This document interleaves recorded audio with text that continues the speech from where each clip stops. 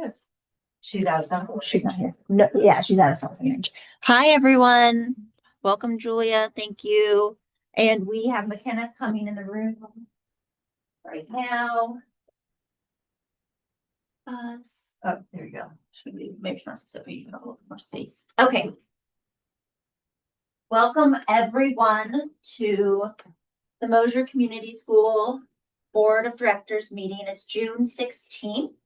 We'll start with a round of introductions. My name is Emily Strands and I'm the board chair. I'm Marie Maru and board secretary. Michelle Dawkins, executive director. Sherry Doris, and I don't know what my Board member elect. board member elect. That's right. Soon to be board member. And then let's hear from, hi, would you just introduce yourself real quick? McKenna McKee. Thank you. And then can we hear from Dan and then Julia online, please? Dan Watson, acting treasurer. That's right. Oh, that's right. You have a good point. Hey, this is Julia Goodstefani, board member. Thank you. And then Shannon, Shannon Veit, payroll manager. thank you. And then Missy and Andrea. I'm Missy. I'm from edX. Hi, Andrea from edX.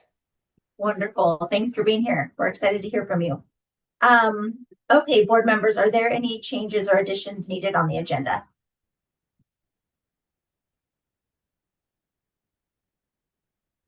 Okay.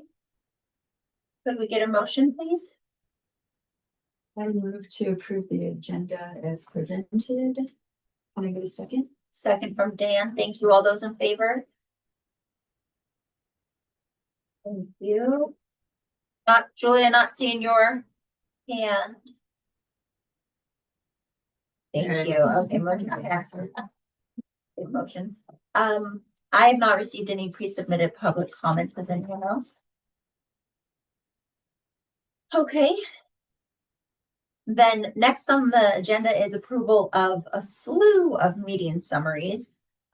So I would like to just read them off, and if anybody has any changes needed on any of them, we can go through them. If not, we can just approve in one fell swoop. So we've got the May 4th candidate forum, the May 14th annual membership meeting, the May 19th board meeting, and then the June 8th budget meeting minutes.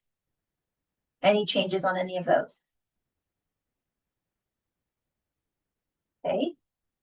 I would entertain a motion. I make a motion to approve the 5-4 candidate forum, the 5/14 annual membership meeting, the May 19th board meeting, and June 8th budget meeting minutes. Wonderful. Thank you. Second, Dan, seconds. All those in favor? Okay. Thank you, people. Motion passes. We're just rocking through these motions. This is like those. Okay, and I don't think we have an MTA report, is that right? Lisa said that they were not going to be here tonight, Okay. so they're no- on summer break. No MTA report. We do have the MTA, remember the Article 4, we presented that last week, or last meeting, and we just need that approved so that we can add that to the contract. That's right. And What is MTA? thanks for asking. That's the Mosier Teachers Association. It's the union, one of our unions, one of our two unions. Great. And so we looked at that. We looked at the article last time. We had made the decision to go slow and make sure that everybody had enough time to review it, which I think that we did. Are there any questions on or concerns around contract, or I'm sorry, Article 4 of the MTA contract?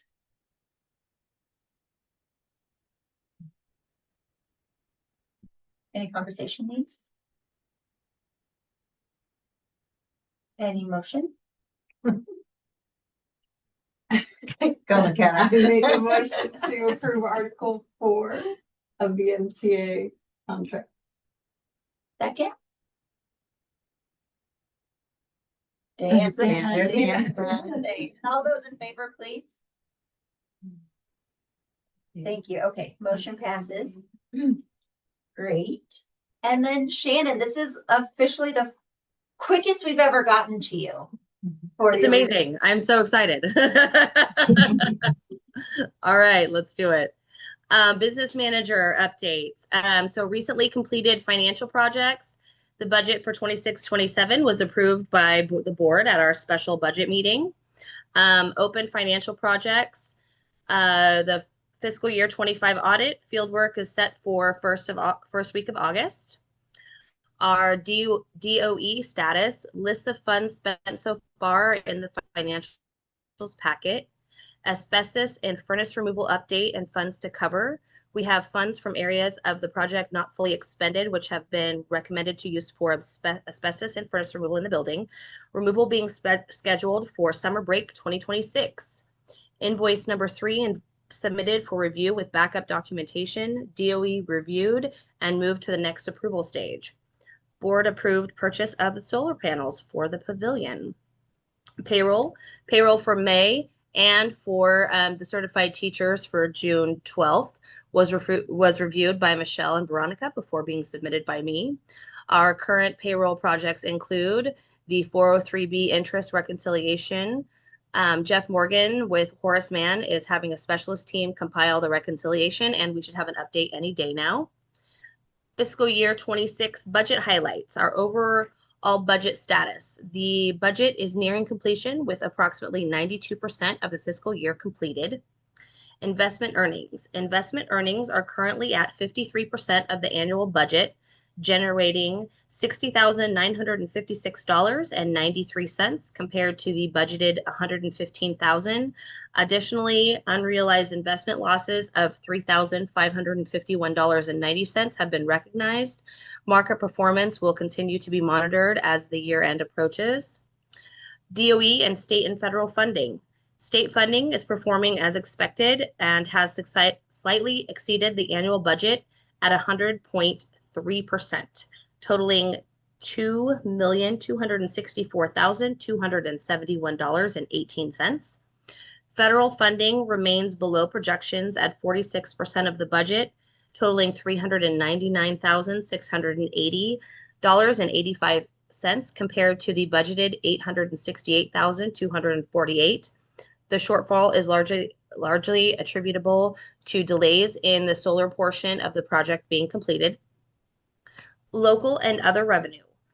Other local revenue sources continue to perform exceptionally well, reaching 210.7% of budget with year-to-date revenue of $112,793.12. Food service revenue is also significantly above budget at 220.6%. Wow. While extracurricular activity revenue has reached 154.7% of the budget. Student fees are currently at 75.1% of budget and remain slightly below projections. Strong local revenue performance continues to offset our lower than expected federal funding and investment earnings. Expenses over budget. Contract services are currently exceeding projections. This category includes instructional, professional, communication, and property-related services and will require close monitoring through the fiscal year end. Supplies and materials are also over budget. Increasing purchasing activity throughout the year has contributed to the variance and is offset by increased revenues and other objects that have come in under budget. Expenses that are under budget. Capital outlay expenditures are currently at 49.5% of the annual budget.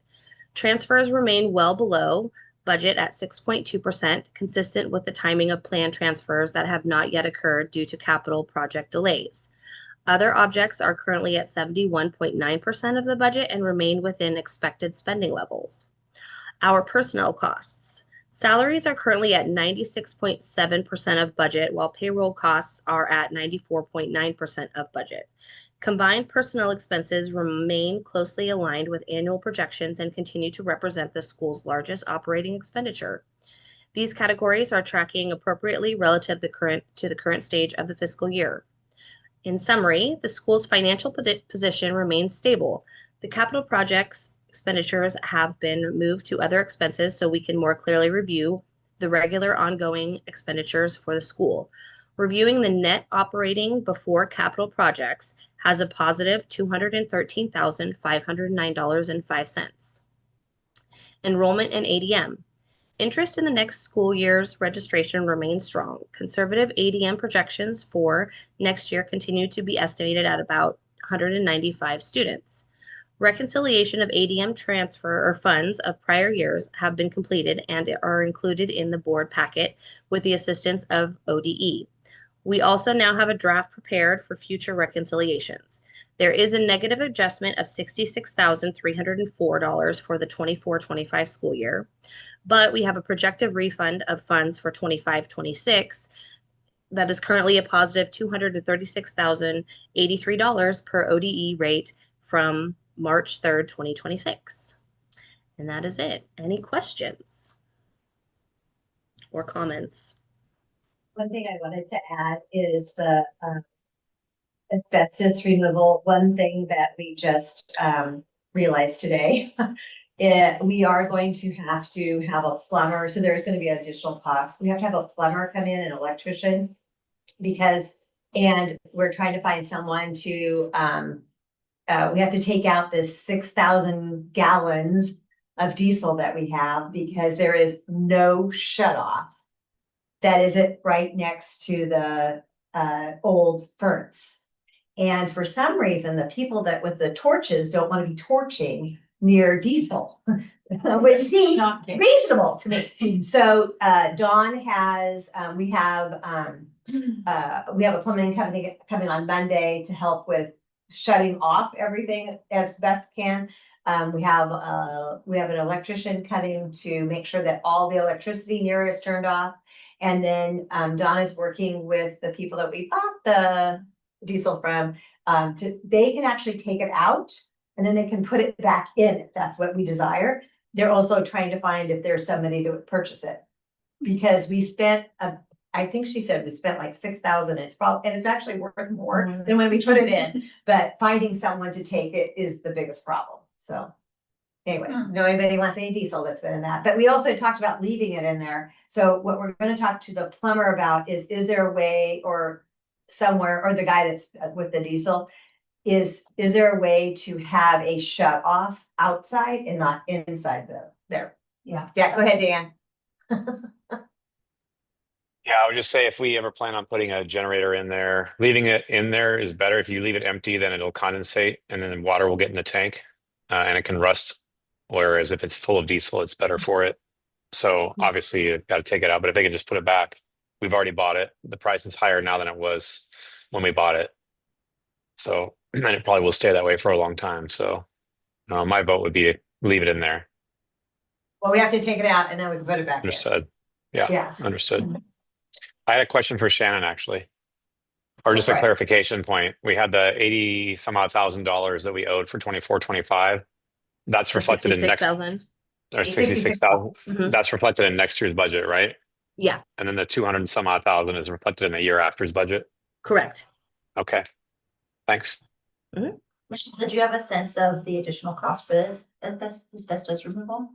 Well, I do not know about the diesel and I don't know about the plant. Like, I'm gonna tell you that Land Electric, Deb, it's hard to get a quote from them sometimes, but he always treats us pretty fairly. So it's pretty minimal what they have to do. So my guess it's probably, and I have no idea how much it's gonna take to pump stuff out and pump it back. So as soon as I know that, I can send that off to everybody, but hopefully it's, I'm hoping less than $5,000, but I don't know that. So, and they had told us that when they were doing the asbestos and we kind of not thought about it. And then today Mitch was down there because he's cleaned out the whole room so that it's ready to go.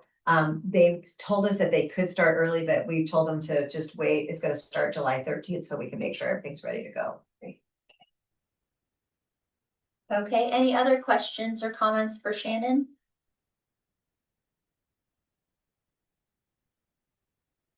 Thank you, Shannon, for the report. Yeah, thank you.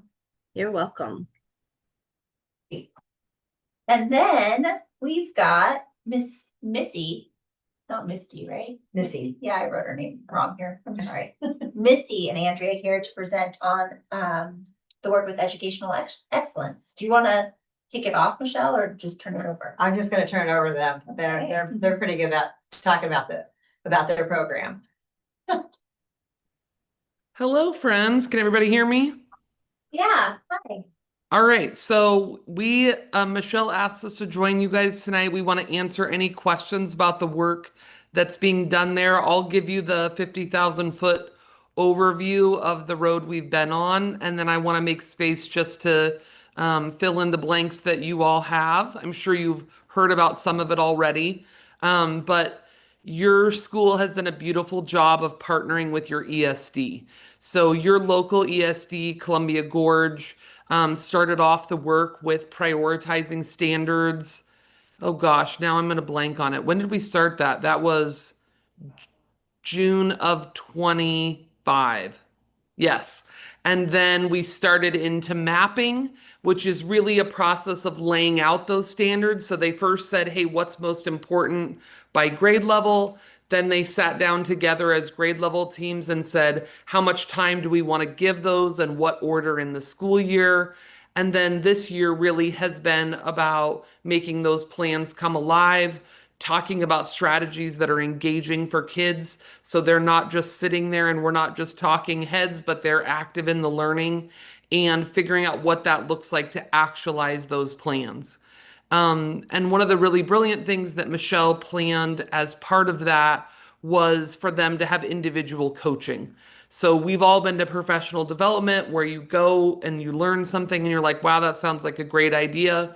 But then you come home and it's a little bit like Santa Claus on Christmas and you've got 20,000 pieces and you got to put it all together. The coaching is really that follow-up work to say, okay, so we learned something new. How do we make that really happen in the classroom? And we go in and observe the teachers. They can also ask us to model the strategy that we just taught in the previous professional development. And then that's followed up by a debrief session where we talk about what went well, what questions they have, how we saw students interacting, and then we repeat that process. And one of the things that's beautiful about the coaching relationship is that it is a confidential conversation between us and the coachee so that they can feel comfortable saying what's working for them, what's not, and it's not an evaluative space. And then we just repeat that cycle over and over again. And so we basically went throughout this year with doing a coaching cycle, then we would come do a little mini professional development, learn a couple of high impact strategies, then another coaching, then another PD, back and forth throughout this year. So that's the big picture view. What questions do you have about that? Not a question, but just a lot of appreciation for you all doing this with our school, and Michelle, for you too, for bringing them in, because I think that this is just absolutely awesome work to be doing to kind of level up the school. Thank you. We have a lot of fun doing it. And I have to tell you, the staff that you have are really amazing people, amazing educators. You know, half of your staff come to you by way of typical licensure, right? The way that most teachers do. And then half of your staff came to you from either different careers or through charter specific licenses. And so you have this really beautiful mix of people, but that can also be a real challenge in terms of their background in education theory, in best practice, right? You might be an amazing human who has a heart for kids, but don't necessarily know about Oregon State standards or expectations or how to write a good lesson plan, right? And so making that space for your teachers to collaborate with each other and have support to come alongside with the professional development and the feedback and those pieces has actually been a lot of fun for us. So we have loved it just as much. Great. Does anybody else have questions or thoughts? It was very well received by teachers, like like when I would sit down with their evaluation, like, well, I want you to watch this because Missy said I need to be working on this. So, I mean, it was, and I saw a lot of growth, you know, from the beginning of the year to the end of the year about like, they took to heart whatever Andrea or Missy said to them, and they took to heart that and made that kind of a goal for them to work on that particular thing. So, great. Yeah, the one thing that we heard from teachers quite a bit was just wanting more, which is always a good thing to hear, right? Because professional development can feel like an extra thing, but your teachers consistently asked for more and more time to work on it so that they could implement it more quickly. And I think Michelle's doing a really good job of trying to take it in layers and make sure that we're not doing too much, right? That we're keeping it going so that it can be at a sustainable rate. I'm hopeful with your new schedule next year that that will allow additional opportunity for collaboration. And you have some of those Fridays where teachers could collaborate more on them if they wanted to. And so it's great for them to have the space to implement it, right? Because we all love learning a new thing, but if you don't have the time to go back and say, okay, how do I make that a part of what I'm going to do? Then it's sort of best laid plans, right? And so I want to compliment all of you on your support of them, and your teachers. They're real fun to work with.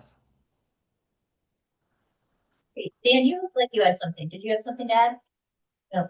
Okay. Michelle, No, did you thanks. tell? Oh, sorry. Go ahead, Dan. You're okay. I didn't have anything. I was just interested, so I'm just listening. But thanks. Michelle, did you tell them where you're going to be tomorrow? Maria knows. I know. I have a question. Will Yeah. you be recording Michelle's or your presentation? That's a good question. Will We you could have- try. We could certainly try. So for those who don't know, Michelle will be with us at the COSA conference. That's the Confederation of Oregon School Administrators, sharing the work that you're doing and the partnership with your ESD on how they helped financially support the project. Because it's working well for your teachers, it's working well for your kids. And so we want to share that with others in your area to see how it's being done well. I know. So yeah. So I'll see. It looks like you guys are already at the coast. We are. I was just going to add one other piece to just piggyback on what Missy said. Tomorrow when we present, we are going to be with administrators all across the state, and I think it is a real it's a really important moment, I think, to show public school administrators how charter schools can work together in a good partnership, because I know that there are sometimes moments where charter schools are sitting in a position where they don't always know exactly how to interact and work with their public school partners. And so I appreciate that COSA let us know as presenters that this was a very competitive field of applications. They've never had as many applications for this conference to present. And we really truly believe that the charter school conversation and how that shows up in public education and working together with ESDs is really an important message that we can help Michelle really shine a light on the work that you're doing, because I do think that there's a lot of promising practices that are happening in Mosier from her leadership and from our support. We're always here to just help you achieve whatever goals you are establishing for your system and for your school. And so we're just really happy to be able to be partners with Michelle in this and for your school community.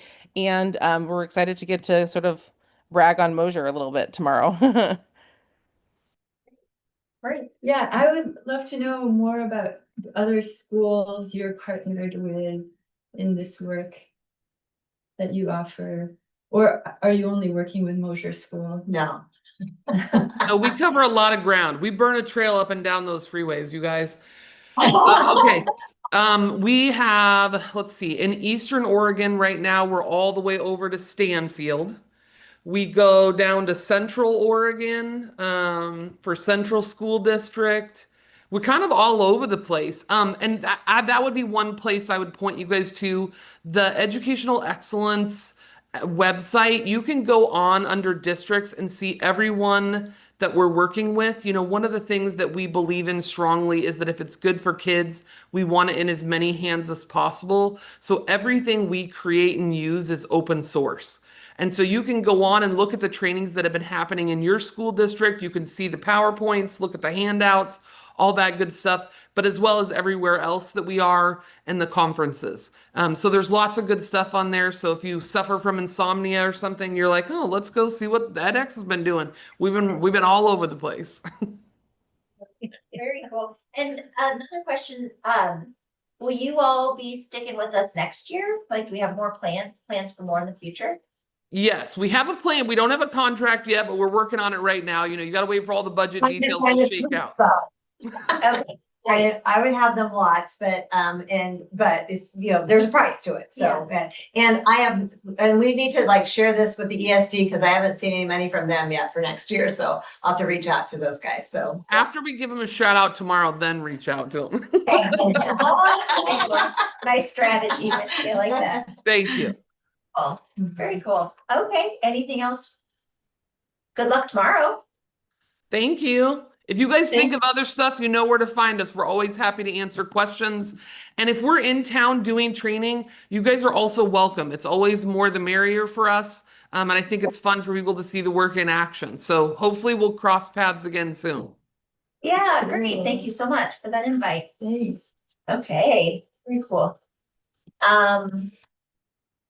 Okay, next is Oregon Education Accountability Performance Growth Targets. Yeah, and I just realized I probably need to share the screen. Okay. Here. Can you let Jess into the board meeting? Is that her? Yeah, I'll go let her in. Okay. Sweet. Okay, should we take a little break? Oh, do I get minutes up? And I'm almost got what I need. Yeah. And let Jess, until she's. We're gonna take a quick 5-minute break. Let Jess in and to connect Michelle's. Oh, that's me.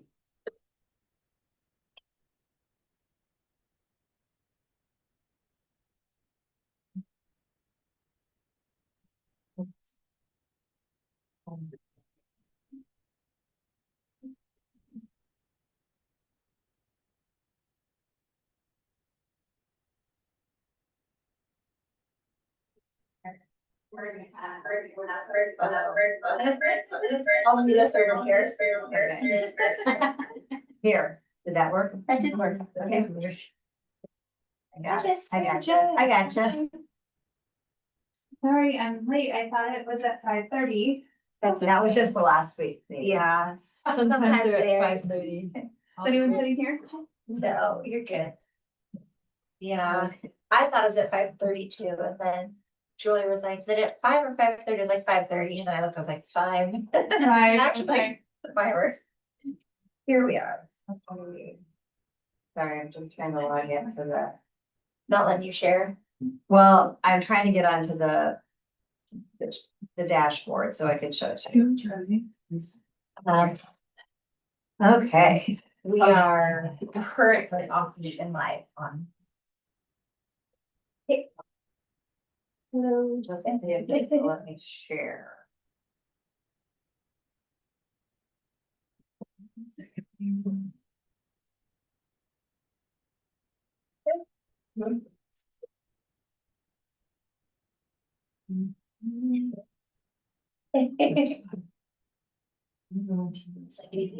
Snap.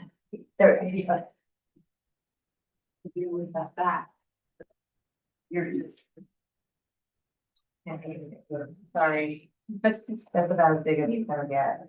Okay. Zoom in. There we go. Can you, Alright.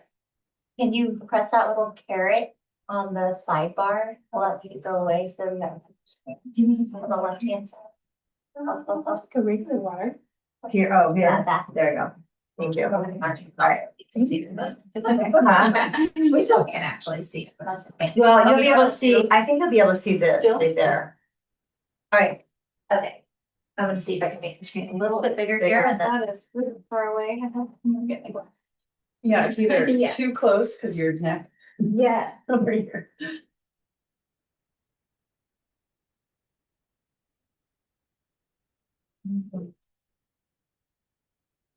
oh, there you go.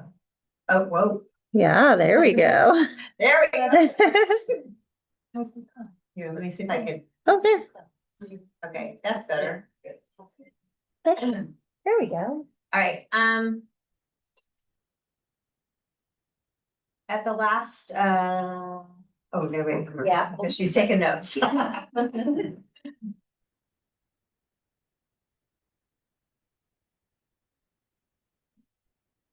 Oh, so there are two stuff on. So, I'll just bring. It's the house, but I never know the household numbers. Anyway, so at the last legislature's session, what was passed, what was called the Oregon Education Accountability Act. And so this is a mandate that schools target certain areas and they'll be held accountable for those targets. That was, remember that we adopted the MAP testing as our interim testing. So that's going to be part of the data that we're gathering. And so the performance growth targets are, one of them is the K2 regular attendance. And we have a dashboard that we can always go to and look at and see how we're doing on this, and it continually gets updated.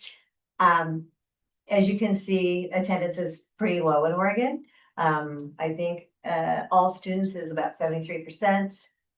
We are in a group, I think it's called Charter Group 2. So they looked at charter schools in the area that we were similar to. And so we're with that group. And so our growth targets will be somewhat tied with them. The Charter School Association, originally, we were going to be tied with North Wasco, which in the scheme of things might not have been a bad idea for us because we would have been, yeah, we would have been, doing well. We're in a pretty, a lot of these charter schools do very well, so it's gonna make us kind of lift our level up there. So we're gonna be looking at K2 attendance, regular attendance. Oh, hold on, I gotta go this way. The next one is K-12 regular attendance. Oh, hold on, I have us in the wrong thing, just a second, let's see if I can get you. I gotta go to charter school, we're looking at Jewel instead, what we should be looking at. It always goes to Jewel for some reason, I do not know why. Let me go back, okay. This is better.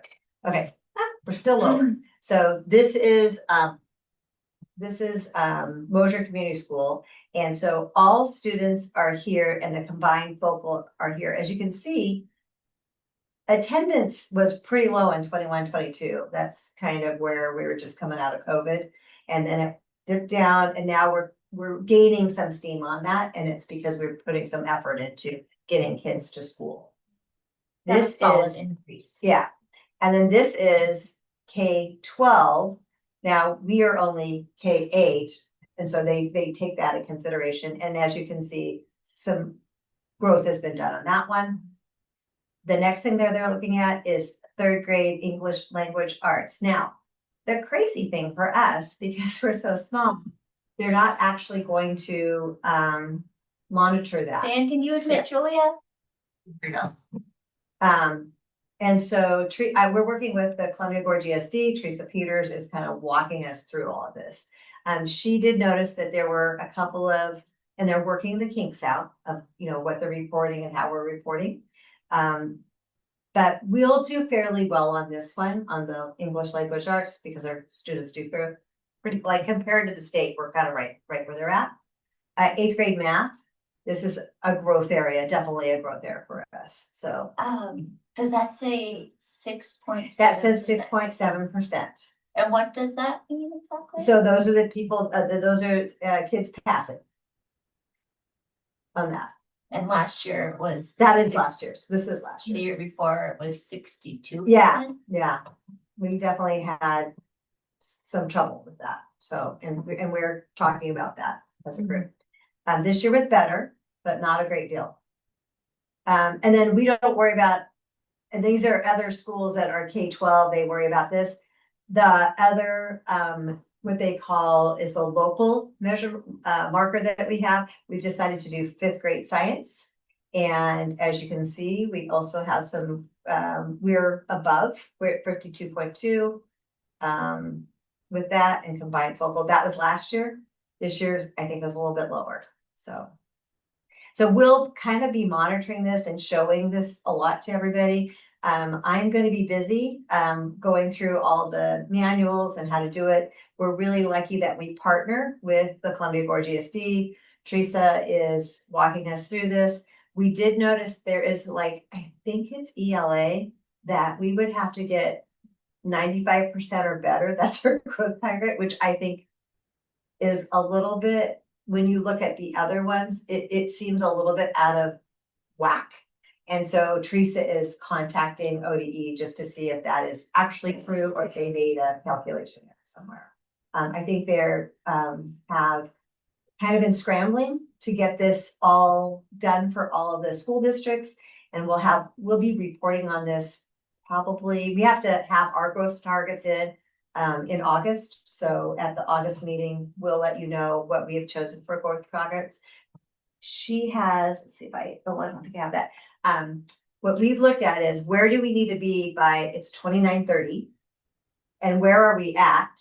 And so what we've done is chunked it up. Like what do we have to do in order to make it to that target in the 4 years that it's going to take us to get there? And we can kind of the thing that's different about that is you're not working with the same kids. So it's different kids that come in and out. And so that's why it's a little bit, we just have to make sure that our foundational skills are in there and that we're serving all kids. So you'll be hearing more about the growth targets. And we'll bring those to the board in August for you to approve the board growth targets. And then we have to submit those to the state by August 31st.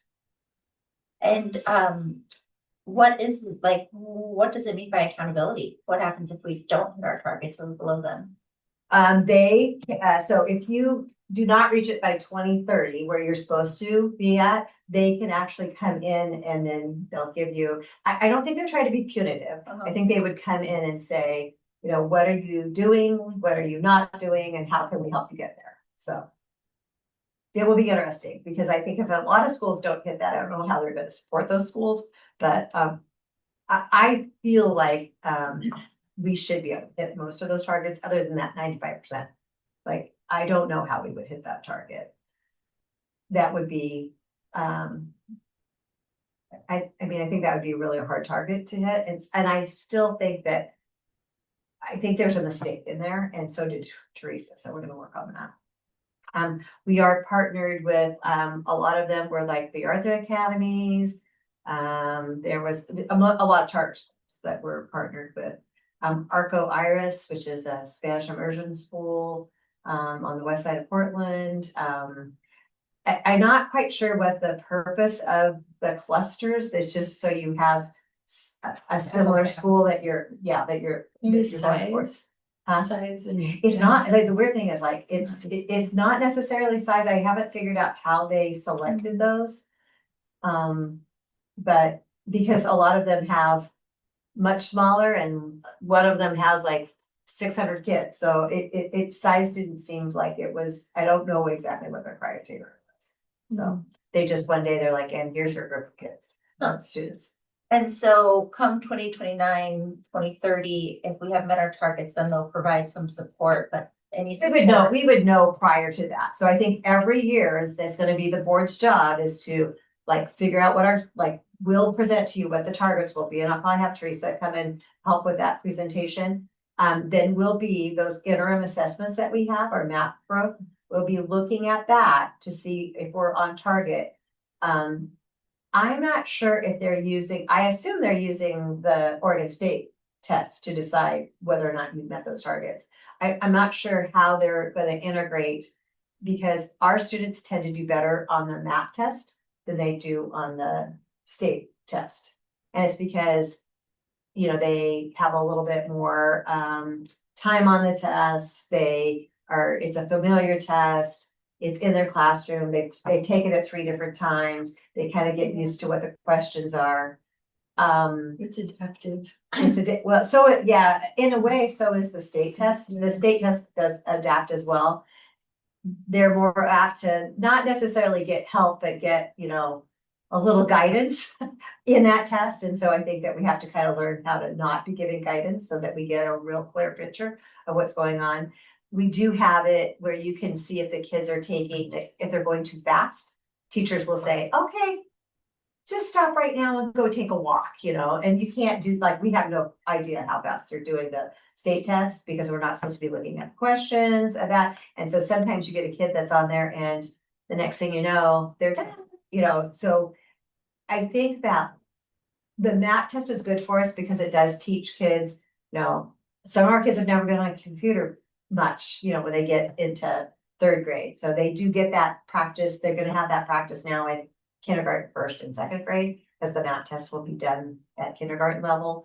They'll have a lot of support with an adult being next to them, not so much as answering the questions, but just doing the technology Yeah. part of it, so.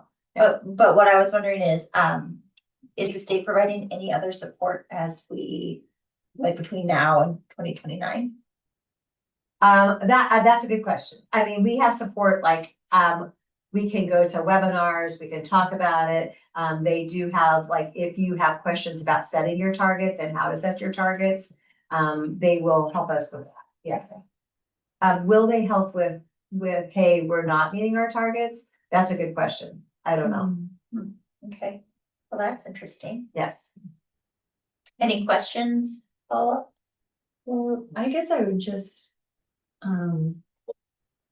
like to say that, I mean, one of the things in the first board member trainings I ever attended with OSBA, one of the first things Kristen Miles said is that school districts whose school boards believe that kids can succeed do better than districts where board members, say, well, they might do okay, some of them will be okay. So I would just love to encourage everyone to, have that moonshot goal. And I mean, there are school districts that do achieve 95% proficiency and they're not the most wealthy districts. So, I think like Missy and Andrea pointed out, we have incredible staff who are dedicated, and I believe that the kids are capable of surpassing 95%.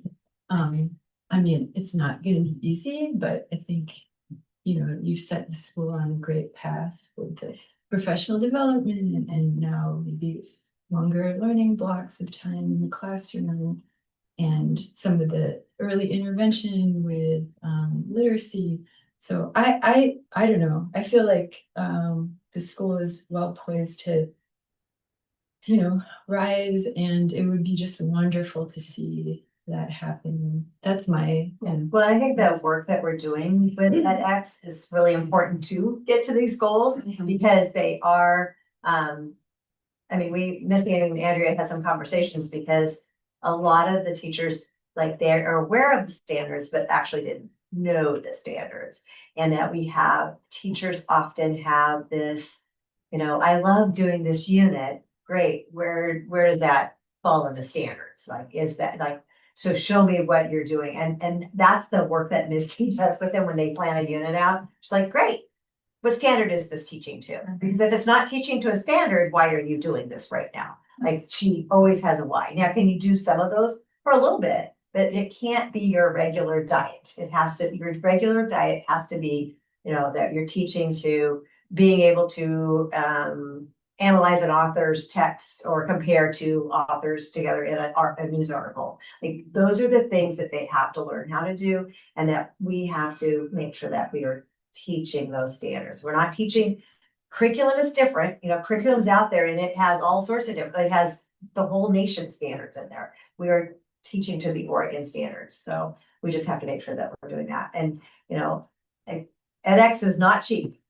The proposal that she had for me was $45,000. And I said, I need to bump, because we did 33 this last year with her. I bumped that down. Now I'm hoping we get the $10,000 from the ESD. We had $10,000 from, actually we ended up with 15,000 from our SIA grant. But do I think like their work is really important? I think their work is really important. yeah, it's So we all agree on that. Okay, yeah. worth money. Yeah, and I think you're right. Like, we have to have those expectations that kids will succeed. We're seeing a lot more, I would say that our ELA scoring is very stable. Our math is not as stable, and so we need to kind of work on that, so. Okay. Okay, let's keep rolling. Yeah, we're doing great. Yeah, we are. What about an update on the classified staff contract negotiations? And just for everybody's awareness, we now have our classified staff teachers, teachers' aides, everybody else who's not a teacher, basically, more or less. They've unionized, and so we're going through the process of creating a contract with them.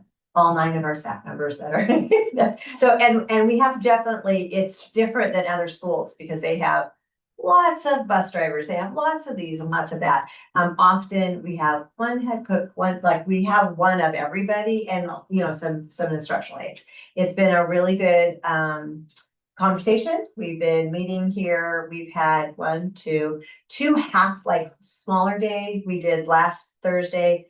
We did 10 to 3. Shannon's shaking her head because she's with us. And then we did a 9 to 2. Oh, no, sorry. We did 10 to 2 on Friday. We were trying to get Shannon and Camila out of here early so they can get across town, and it's been real hard for them. Yeah. So we're going to be meeting this Thursday from 10 to 2. And then Friday, we're going to try 9 to 1 to see if we can get them on the road a little bit faster. The hope is we have worked on 17 articles and we've tentatively accepted 8 so far. We'll probably come up, I think the teacher's contract is 21 articles, so we're close. We've done the low hanging fruit, I want to say. We've done the easy ones. You know, now we're going to get into the harder ones. We've kind of gotten into a pretty good rhythm. Camila has here's our proposals. They have their proposals. We go and Shannon and Camila and I go work on those for a while. And then we come back and we switch and present those.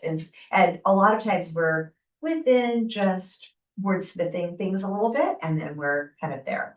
But we're getting to the harder stuff and we'll see how that goes. The hope is if we can give 2 more really good days.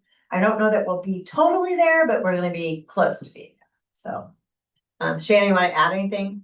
Shannon's been Nope, I think that's right. I think, yeah, I mean, we're getting into the weeds right now, so it's going to be a different process when we're starting to get into the financial parts of it. But yeah, it's been really great, and I think everyone's been working together really well. Yeah, we worked on the 4-day week, their work year, what that looks like.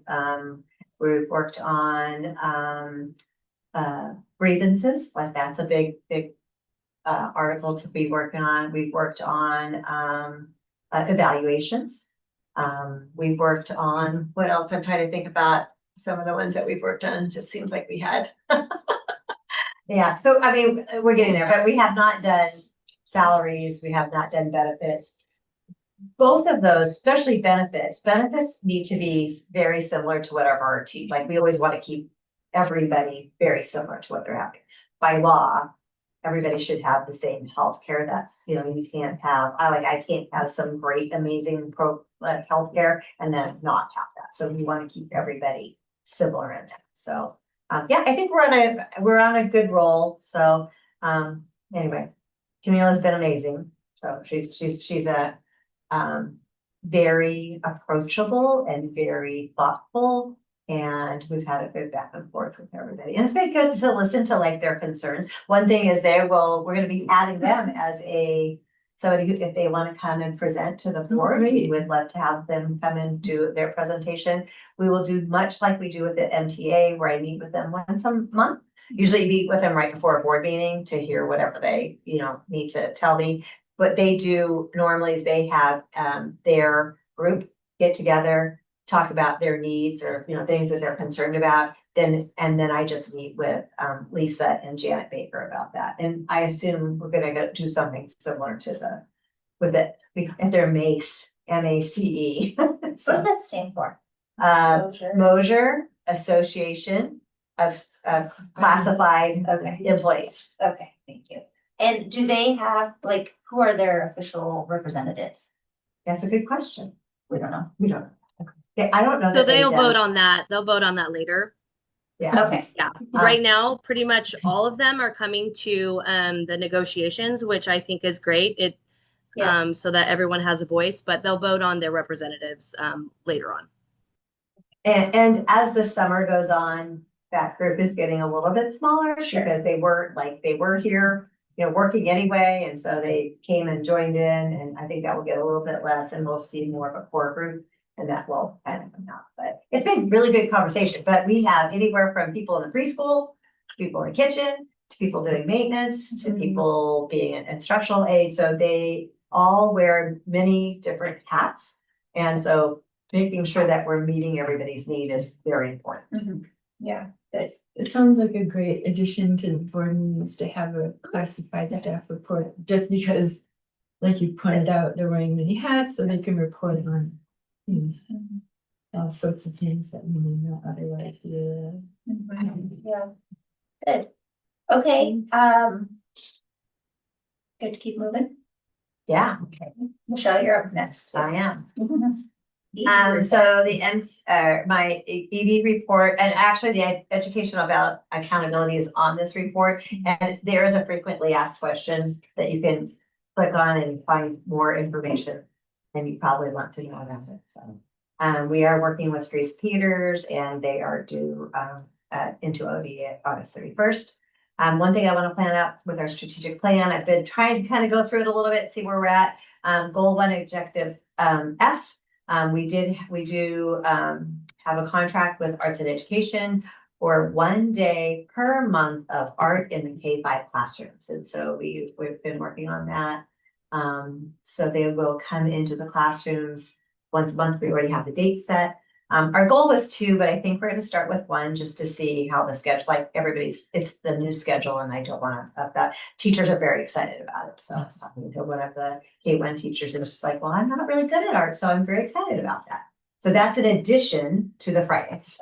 So this is where they're coming into, the thought is. to lure them into. That's exactly what it is. Like, She they're mentioned it definitely, they're gonna come here and, hey, we're working on this, and guess what? We're gonna work on this tomorrow if you come. So she's trying to kind of build that cool.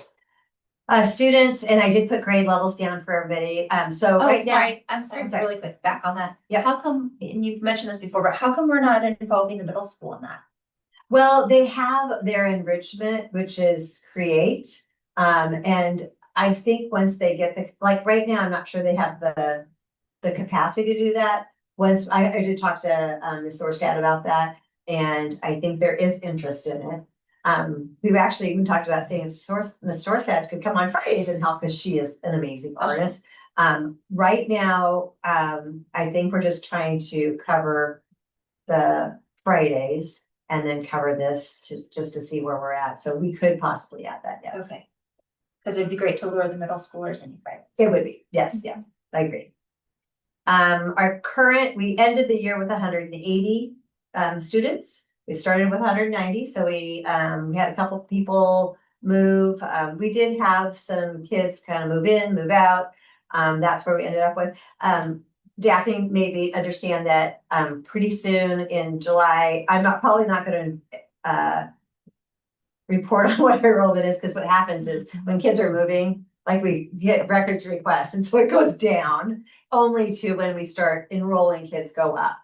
And so, I was trying to do this so I didn't have to recreate my spreadsheet on here, so I need a little teeny tiny picture of that. And so if you look at that, so enrolled for the 26-27 school year, we are well over our target for kindergartners. That's a bit of my fault. I was like making sure that we're gonna have enough kids next year and had no idea how many kindergartners are in Mosier. Like they keep coming out of work. Like I'm gonna register. So we just had, I think, 3 more that like, and we're gonna come to kindergarten too, but didn't come to kindergarten kickoff, all of those things. So that's a lesson that I learned. Their classrooms are still at 22 and 23. They're not even at 24. We're not gonna enroll anybody else because we're leaving some room, some space for that. We have 7 kindergartners on the wait list. Grade 1, we have 19 kids with 4 on the wait list. And so again, that's kind of if we didn't have so many kindergartners, I would let some more of those first graders in. Now, if we are at 22 and 23, if we let anybody in, it's going to be those first graders, so we can kind of balance out those classrooms. Grade 2 and 3, they have 22nd grade. We have 22nd graders enrolled with 2 on the wait list, and grade 3 is 25 with 5 on the wait list. If I can let those 2 second graders in, which I think, I have 2 out there that 3 kids that we invited to attend. I've sent them 2 separate emails. I've not got a response. So they pop off the list, and then there's gonna be 1, 2, 3, 4 people that I'm going to be able to let in. It gets tricky at this point because if they have a sibling, I have to make sure there's a spot for a sibling. And so we have somebody who is a 6th grader that has a 4th grade sibling, and I didn't have space, but I will after I make that adjustment tomorrow. So, so we'll have a few more people coming in. 4th and 5th grade, they're full, 25 and 23, so they both have classrooms of 24. We have 5 and 7 kids on the wait list there. For 6th grade, we have 1 on the wait list. We're at 19. Our 7th graders, we have 25 of them with 4 on the wait list, and 8th grade, 23 without anybody on the wait list. I met with the middle school, and we've kind of decided to, we'll probably invite the 6th grader in and then just stop for a while. When we start overloading this 1 grade level, it throws them off a lot. So I think we're gonna try to keep it a little bit balanced. And if an 8th grader came, we might invite them in. So, and we have space for 6th graders. So, so that looks like, is it 206? I think it is. Yeah, so I have 206 that we're expecting, with 35 on the wait list. So that's, as you saw that the ADM that we projected for next year is 195. We want to go a little lower because we don't want to be owing money like we have. So this way, like next year, at the end of the year, we'd have this $200,000 from this year. Because this year we said 160, well, we didn't say it, 166. It's very complicated. 166, you're always like rolling 2 years. Which I think we will need to do some more talk because like that took me a while to grasp understand. what it meant. I'm still learning. It it. stands for average daily membership, and I believe that it's calculated and you have to report an average. Well, yes, it's reported 3 times a year, and we can make an adjustment. So if we are at that 205, we probably will make an adjustment, which means not this year, but the following year we'll get more. So you're always kind of playing catch up with what you're doing. And So the school is it's funded on. You don't need to understand. you don't, per yeah, student. just know Veronica has it taken care of. Well, Veronica has to take care of, and like, I think what you're about to say, like how the calculation is done is helpful. But I think that we should probably have a separate meeting where we like try to share all of this with you at the same time and like put it into. It's confusing. But I have a question on the 206. Yes. Do you have a sense of, do you know how many of those students that will be here next year are our current students and how many are new?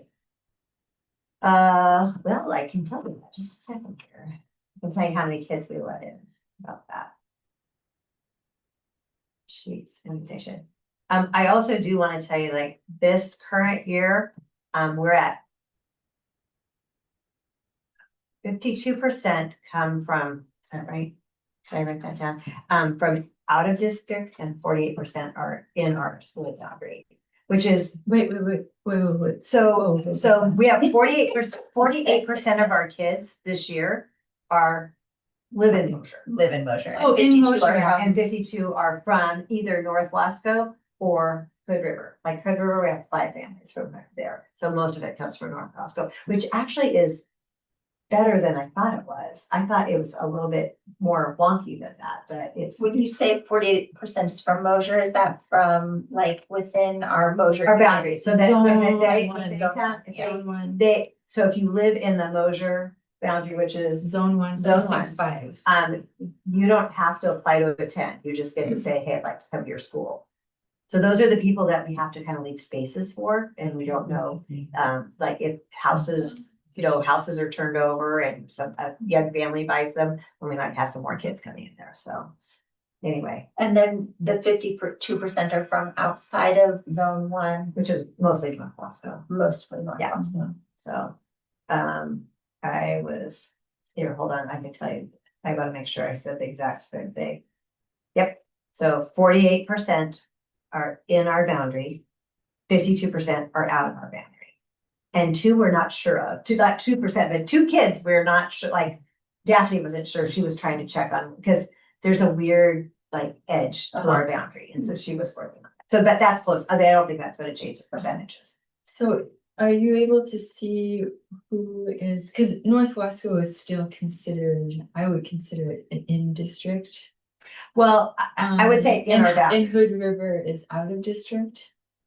Yeah, so five Five students come from Hood River. Okay, I can Out of tell you, actually, I can district. tell you that, Yeah. this was 181, so 87 are in our district. Mhm. 87 are out, what we consider, North Wasco. 5 are from Hood River, and 2 we're not sure of. You said They could be Mosier, they could be North Wasco, because 87, we're sure. 80, sorry, what was? 87, 87, 5. 5 to 2, yep, 87, 87, 5, 2, okay. which hopefully makes 181, I think it does. Okay. Okay. Anyway. Okay, but we're not sure how many new kids. I was gonna tell you, I can give you a pretty good estimate on that, just a sec here. I'm just gonna do our invitation to attend. So once, we invite them to attend, they have to fill out a form, our invitation to attend form, in order to get in, and if they don't fill it out, they have 4 days to do that. If they don't do that, I give them 1 reminder, and if they didn't do the reminder, then I just put decline and we go on to the next people on the wait list. And we have a pretty good wait list to pick from there. So we had, let me make sure they all accepted.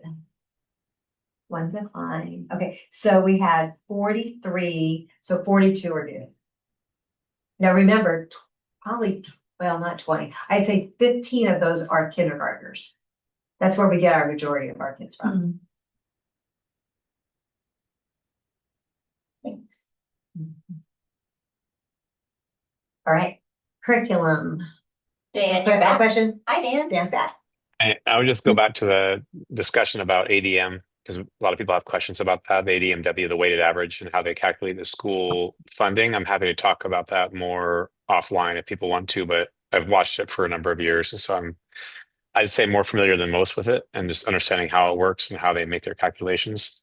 But I'm happy to talk about that at any point. Go ahead, Shannon. The I was Deb, gonna so say I did the ADM for Albany for years, where I calculated it myself and sent it to ODE. So if you have any questions, I can also help with that as well. Yeah, Yeah. I think where my brain was going is that we've already decided we're gonna do a board retreat. yeah, And I think part of that should be to go over and to like help Jess and Sherry. It's a lot of information to take in at once, so you don't need to remember all of it, but at least just to hear it for the first time, so that when you hear it the second and third and fourth time, it's a little bit like the pieces start to come together. And my hope, and this is on the agenda for later, but my hope is that we can find time to do that retreat in the summer months. And I know that that's hard, but I think if we all prioritize it would be really helpful. and we'll bring the documents so you can see, Yeah. because we get documents that we work together with North Wasco to get it, and so that's really helpful. There's 2 numbers, though. There's ADM, which is like how many kids do you have, and there's ADMW. That W is weighted. So those are kids that are ESL kids. Those are kids that we get a rural, because we're rural funding. If you're a high school, you get other things. You get things like, we have a poverty, and also you get a weight for And poverty. IEPs Yeah. as well. Well, we don't get that though, Shannon. So we don't get that, because North Wasco gets that. You're right. I Any of forgot our- about that. They get that, so that's not in our funding. We also, like, if you're in a high school, there would be things for teens that are like pregnant teens. Like, there's all sorts of other little pots of money that kind of weight your numbers. And so why our number might be 166, when they weight it, it might end up at 193, depending on how many ESL kids that we have, English second language kids, how many kids that we have are poverty. And that's a percentage now, because that's a difficult number. It used to be that people signed up for free and reduced lunch, and they don't do that anymore. So they use the county SNAP. Like people that have SNAP benefits, that's how they do that. So it's definitely not, I don't think it's as accurate as it used to be, so. Yeah, and it calculates how much money literacy per student. Yeah. That's why it's so important and why we talk about it all the time. Anyway, All right, yep. What about curriculum? okay, assessment? so we are looking at our ELA curriculums. Just because currently not all of us are on the same train as the benchmark line. And so we looked at arts and letters, which is formerly known as wit and wisdom. I went and spoke with Katie Garrett at North Wasco. She gave me some samples, and then also Amplify CLK. We've talked to the K1 team, the 2-3 team, 4-5 team, and also our ELA department chair, Savannah, for the middle school. She's it. Anyway, talk to them. Those are the two that they most are would like to see. And Missy and Andrea were really good when we were talking about this, because I was like, oh, can we have some samples? And she's like, what you should do, and she's going to help us with the pilot, is not pilot, don't give them everything, just say choose a unit that's similar that everybody does. And then they all come together and they talk about what worked, what didn't work, what they liked, what they didn't like. And then for the next Amplify, do the same thing. Choose one unit that each of them are doing that's somewhat similar, and then have them come together with that. The hope then would also to be presenting all this to maybe our probably not back to school night, but probably have a map for conferences so parents can see and look at them and see what they're doing. The arts and letters, wit and wisdom, I'm familiar with, and it's and North Wasco uses that. It's a really good program. Teachers often don't like it because it's a lot, like it's so overwhelming. So the good news is they listened, and so arts and letters is more streamlined for everybody, and it looks that way. It looks very user friendly.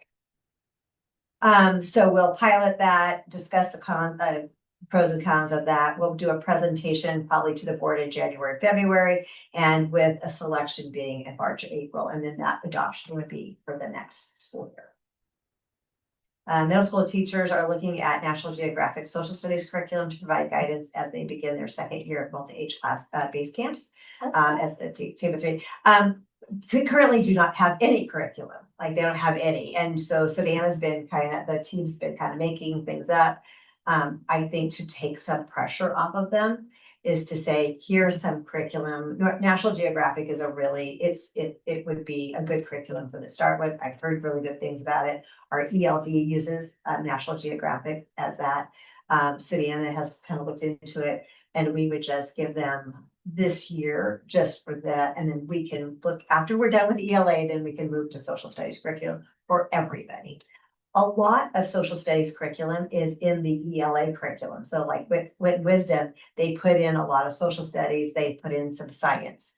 And so that's why it's probably not out there as much as, it's gone are the days where we all have textbook and we're reading, out of a textbook. Those are kind of gone. We're doing more project based. They're looking at more different perspectives and more hey, we're doing World War II, like what, tell me something about a person in there, tell me about some of the battles they had, tell me about the causes of the war and how the war ended. So there's lots of, it's very more dynamic than I think it used to be, where we just used to dryly read what was going on. They want kids to be more engaged and active in that. Do you think they're going to use that curriculum, the National Geographic, this coming year? If I can, I have asked them for a sample, but if somebody contact me, I haven't heard anything about that. So Okay. yes, so the hope is yes, that they're doing middle ages next year. I think I think that's what they're doing. She told me what it was. So that's kind of their overall thing next year, and that this could go for what they needed to do, because they do, I think right now they're doing middle school, they're doing social studies every day. It could be that they do one other thing besides social studies every day, because that's a lot of social studies. But they have come up with, they're going to be renaming. We're not going to say grade 6, grade 7, grade 8 for math. It is Foundations I can't remember what the other name is, and then pre-algebra. So we're getting away from grade 6, grade 7. We're trying to do math and where the kids are ready to be. Yeah. And then that will also go with ELA. They've also separated those kids into groups that are ready to go a little faster, those that, can go at a pretty good pace, and those that need a slower pace. That Savannah kids take some extra time in their writing, and I think it's a great approach that they're doing. So Great, yeah. That's good. Summer learning grant, I just spent and supposed to do an hour and a half on their mandatory training for that. It is, so the summer learning grant that we have is 3 years that we're partnering with North Wasco. This year, they're taking on all of our kids because of our asbestos removal. Next year, we'll probably have some of those programs within here. We are using it for Jumpstart Kindergarten, which is the week of August 17th through 21st. There is a lot of documentation that you have to do for it. Like in that 30 hours, we have to show some sort of growth in literacy. Now, most of our hope is that we're getting our kindergartners to be able to come through the building and know where the bathroom is, and all those types of things.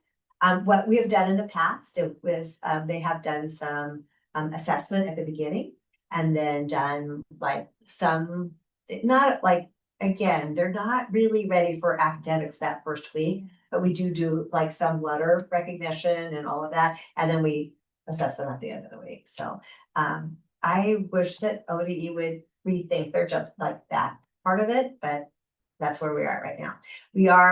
We do have money for arts and education to come in. They're going to come in during that week, so that will be nice. And also, we went to Wonderworks last year. We'll probably go there again. Next year, we're hoping to leave Lisa in a little bit. She was full this year, so we found out about the grant kind of late. So, the most exciting thing is our preschool partnership with the Columbia Gorge ESD for 13 spaces has been approved. So we just got that approval today. That means that we will be able to serve 13 of our families, hopefully within Mosier, that would not otherwise be able to afford preschool. So we're gonna have families that can come here. They start at like, they have this level, like whatever, you're gonna use like 40,000, like, and if you make up to that, then, and you don't make over that, preschool is free. And then if they don't have enough people, then they pop it up to 50,000. They just keep going until they fill all the spots. And so there are some families that might not think that they qualify and might end up qualifying. So there's a lot of rules and regulations.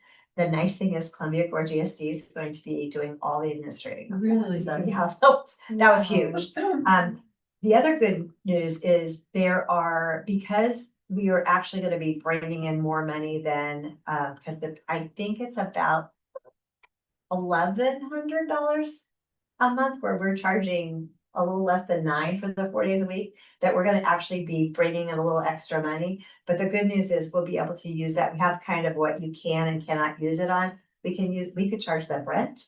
We can fix up that, like if we have to do some maintenance on that building. Entrance. Down the entrance, I know, so Door. we're going to be able to really put some money back into that preschool. That also means that we're going to need to, Anna Sonata is gonna go over there. Also, we'll have to have 2 full-time people because their ratio is 1 to 9. So our limit is 18 kids, which means that you have to probably hire another instructional aide over here, so. How are we gonna get the word out to folks in Mosier that that's an option? We just got that, and the good news is they're with the MoMA, no, what do they call that? MoMA, no, it's not MoMA. Oh my gosh, county, I'm trying to remember. Oh, you see the board, like they're big blue billboards, like in Hood River. I can't remember.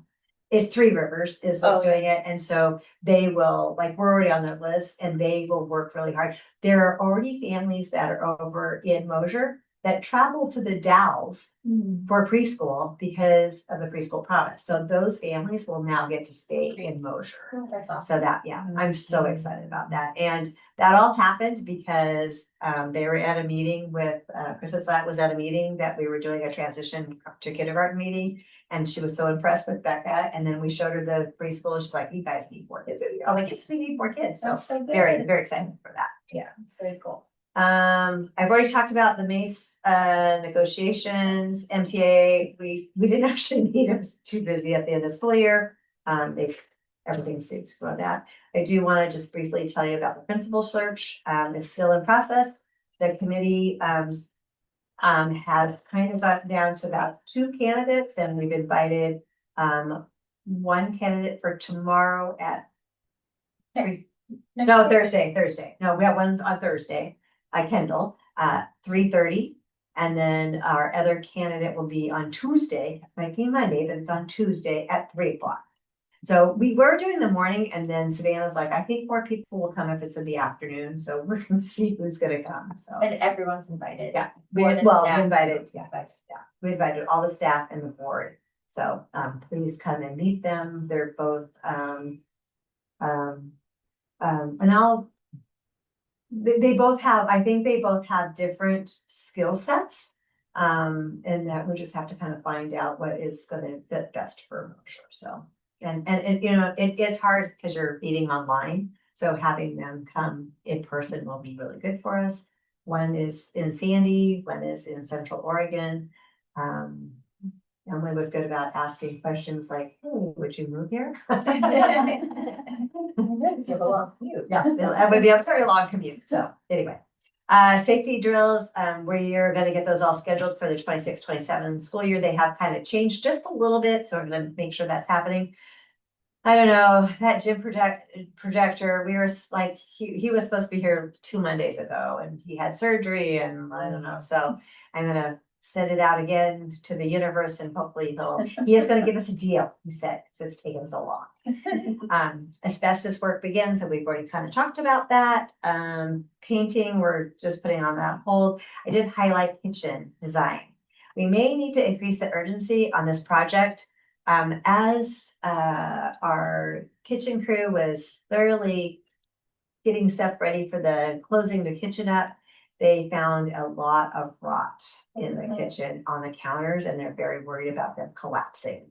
So this project might have to get a little bit more urgency than previously thought. So we are gonna bring we're trying to find some construction people to come in because we have the kitchen project. One of the other things that we're gonna need to do is I think just because of space, going ahead with it, putting in the office right now, when you walk up the stairs, you walk into a wall.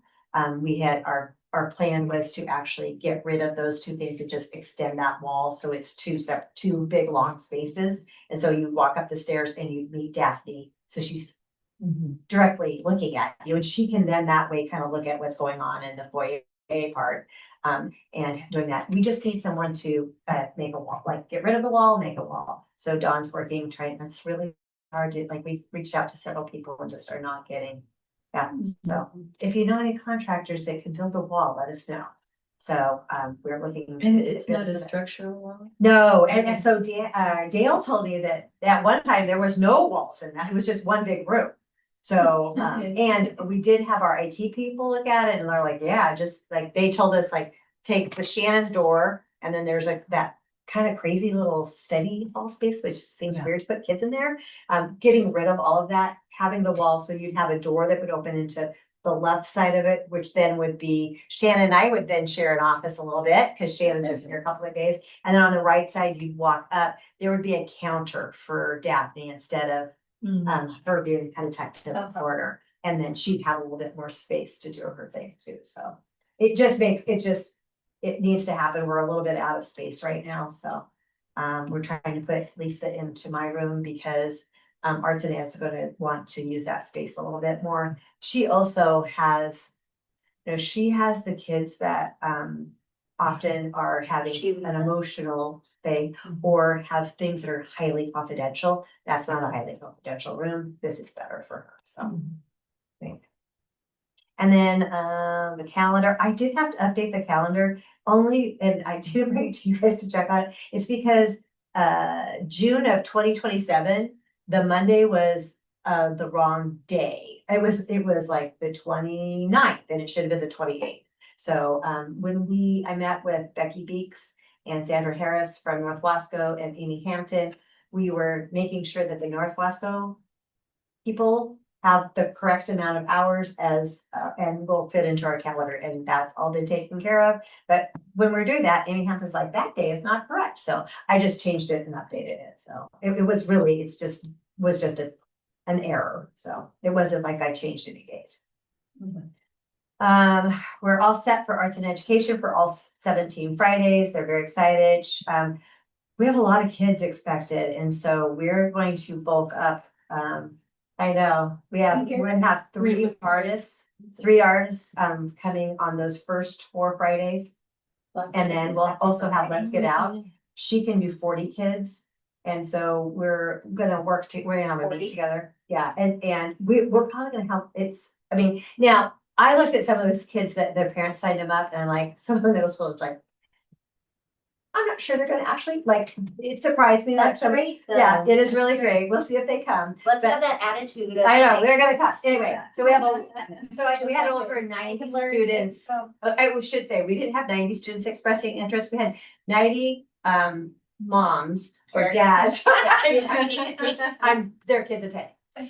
And then we will probably have talked, we're gonna try to meet with having a nurse. We'll have a nurse on those Fridays. We'll probably have somebody in the kitchen that we're gonna keep lunches very simple. It's gonna be a sandwich, chips, that we're gonna keep it a billable meal, that's not what it's, a reimbursable meal, but we're not gonna be cooking. We're gonna be doing on those Fridays, like, here's a sub sandwich, here's some chips, here's an apple, and here's some carrots. Like we're gonna try to keep it very simple. So because we're navigating a lot of things right now, we wanna make sure it's successful in doing that.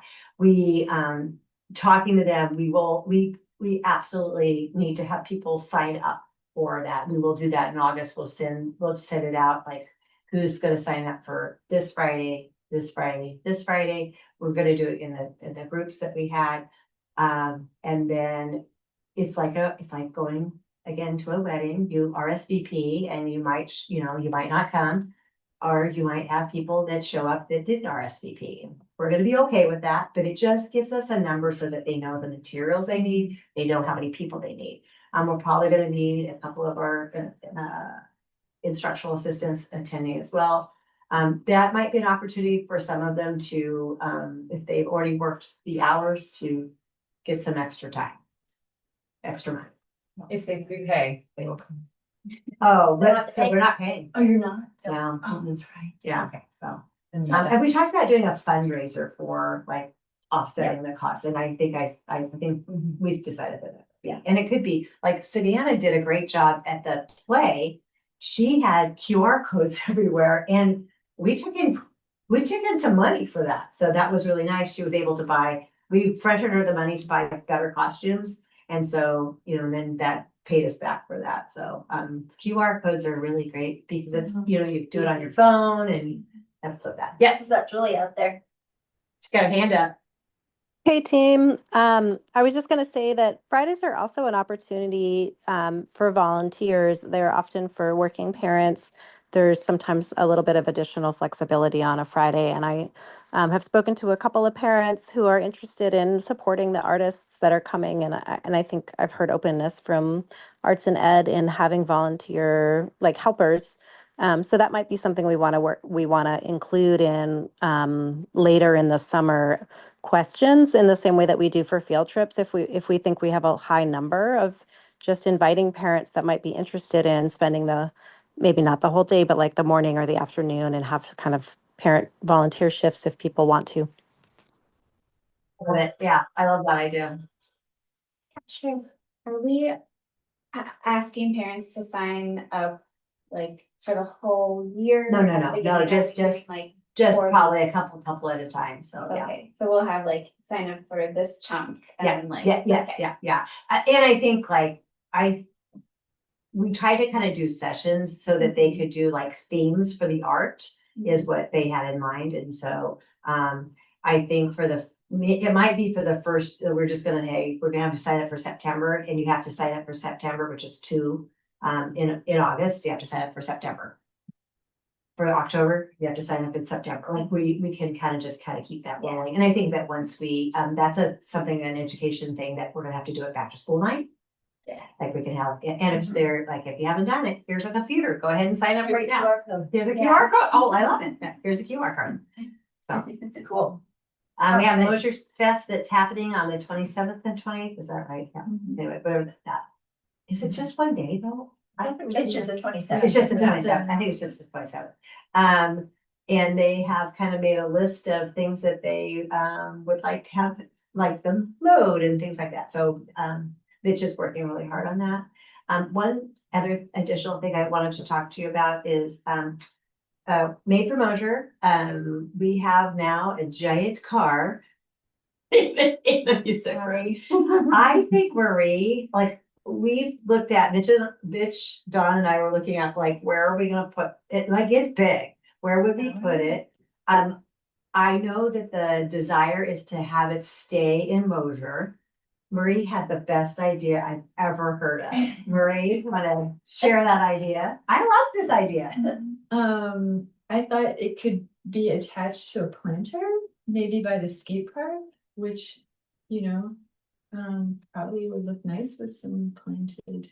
Well, I think it'd be kind of cool, like, that would be a cool And addition. it would be on Highway 30, because the skate park is on Highway 30. Now, I am not part of the skate, park, so, however, I don't know.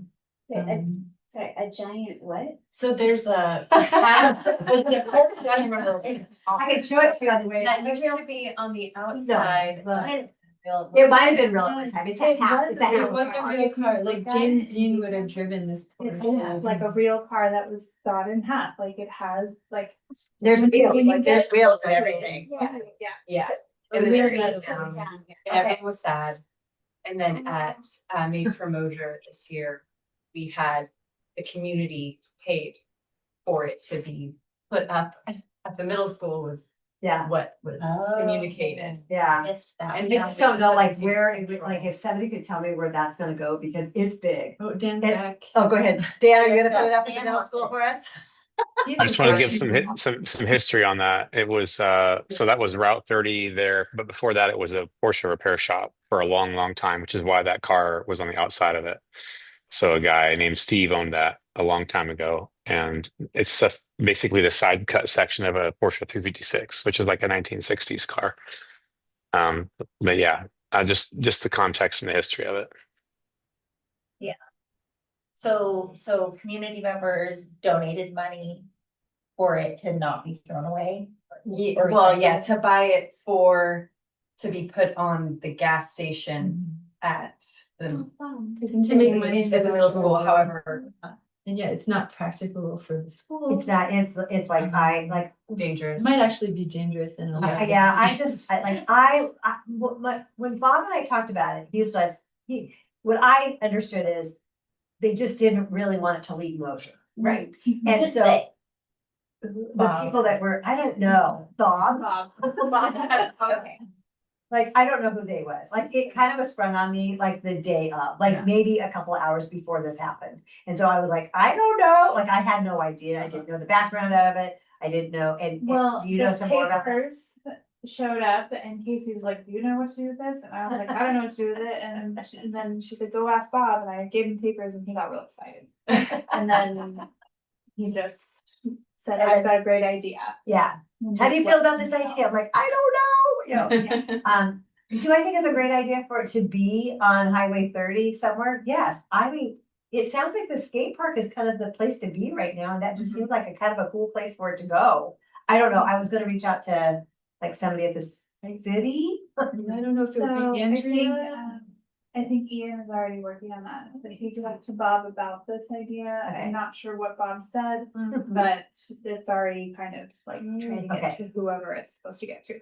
So Okay. I'll keep you guys. I just, updated. like, I thought it would, I mean, it looks like a lot of concrete over there, it just seems like it Mhm. needed something to spruce it up, and I just think that would be a really cool. It is on 30, Yeah. and it would be kind of a cool thing. I mean, we did have a couple of other community members that were interested in purchasing it from us. Yeah. So you know, The I donation. mean, if it could, I just think like if it was donated to us, because I also foresee a lot of our students being at the skate park, and that would be like, it is kind of an extension of that, so, I mean, There's also the fruit growing building, you know, that white building that's just. Oh, they're not gonna. They won't. They wouldn't. No, they don't even let you in it. Yeah. Yeah, I think that if, and I don't, like, so he's reaching out to, like, I was thinking about Andrea. Sorry. Yeah. Yes, He's on the board of Main Street Motors, so. oh, there we go, so. Yeah, I just think like, when Marie said that, I'm like, that's a great place, It's like, a I just great think it's a idea. great place to It do would- it. yeah. And whether it's a planter or if it's somebody like mounts it on some sort of board or sign, you know, and it can Just be. a place Like where you the could skate skaters on it. aren't gonna wanna skate on it. Oh, yeah, yeah, we'd have to be up in the air a little. That's So, I don't know. I don't think it's skatable. I don't think it's skatable I don't either. think it's skatable. No. It'd be like converted to like a bench or seating where it's like the back and then. I'll show it to you outside. Okay. And then it has letters to it. Dan, do you know what the letters say? It says Route- Route 30, Route 30. and the letters are like. Like, they're big. big. Yeah. Yeah, they're big. Okay, so it says Route Those are 30. not- See, it just makes more sense for it to, like, because that is on Route 30, but. I think it's great. Nate would just love to eventually be out of the music. It was like the bars and bars in the music room. Okay, so, Okay, yeah, cool. that's what, yeah, that was just, Good problems. that was, yeah, that was a great problem to have. okay, Okay. cool. Anything else, any other questions or any follow-up for Michelle? Thank you, Michelle. You're welcome. Okay. Committee updates, starting with policy committee, I will share that we met recently. We've got a couple handfuls, a few handfuls of policies that were handed to us from the Oregon School Board Association, and the committee met. We went through all of the required and all of the highly recommended policies, and so we'll get those out to everyone for review for next session. And then there were also a couple that were just optional that when Marie and I looked at them, we thought that they were really helpful for the board, and they're all on the board governance side. So we'll share those all with you for a first reading in July, assuming we meet in July, maybe the following month, and then adoption whenever we meet again after that. Backpack program? Well, backpack program has ended for this school year. And Jill Maynard has reached out and has already started brainstorming and throwing great ideas to help as co-coordinator. So she and I work this summer together to see what can be offered next year in partnership with the Mosier Cares Coalition. And Lisa Stevenson said she would be happy to continue being liaison. So I think, we'll operate outside of the building next year, and it will most likely be that just through the MCC offering monthly deliveries, and potentially maybe working with the Gorge Farmers Collective to offer produce. So anyhow, lots of balls in the air. However, hopefully we'll have a pretty good idea of what can be offered to families in August. And then the goal would be to roll out in October. So families express interest, and it's going to be very, it's just, hey, are you interested? And it would be great, I think, to have a pickup option or a delivery option, and that would be it. It would be very easy for folks, and no questions asked. So Okay, and Marie, you're also offering something this summer. Isn't that right? Yes, so the Mosier Cares Coalition will be offering home deliveries throughout the summer. And information went home with families that participated in the backpack program this year about how to receive those deliveries. And the deliveries include perishables, meats, milk, cheese, as well as household items that can be purchased using SNAP, so toilet paper, Ziploc bags, paper towel, laundry detergent, that sort of thing. That's it. Any other questions? That's amazing. Yay. It's awesome. And how great to have Jill as your teammate. Yeah. Very cool. And it seems that the Mosier Fire Department, they want to do some community outreach and they want to help, pack. Wow. It seems like Wow. we're just, we're getting, we'll have. They're kind of getting a revival. I'll seems say. like. That's great. Wonderful. Yeah. I know. Our last meeting update from you. I missed the last meeting, so I'll let Jess. Oh, cover the Tigers and all that. well, thank you for all. Where we your- ended up with, yes. I kind of get a final number, so. I have the final numbers actually, Put you on the spot, sorry. yeah, no, totally good, okay. Oh, yeah. So in terms of what made for Mosier's, the total gross was 33,000. With expenses and everything, it should come out to 28,349 and 62 cents as the net. Nice. So Oh, great. Great. And this is with a little bit of. Some money needs to still come over from the school, but then, so lots of things that we've been working with Veronica. And then the Tigers Den does still have funds we committed to covering, whatever the backpack program's needs are. Up to the turkey trot, which the turkey trot will then again happen, and then those funds will also go to backpack, Mosier Cares, whatever. Will it still be called the backpack? I don't know. Yeah, or is it just gonna be a part of Mosier Cares? Yeah, that's gonna be, we'll have to, Oh, what you're gonna call it? yeah, what we should call, this year there was that banner, it was a backpack program and MCS Family Food Assistance Fund. I think we could make it even more. Just. Yeah. Family food program, just say family food and take the assistance out. And then, I think there would have to be an MOU between MCC and Tigers Den, because there'll be an exchange of funds. Right, because it's now, instead of it being a program that is within Tigers Den, it's outside, so, but yeah, we kind of talked about at the backpack meeting. So, but either way, the last Den meeting, we all kind of decided to use turkey trot funds to continue to fund food assistance needs.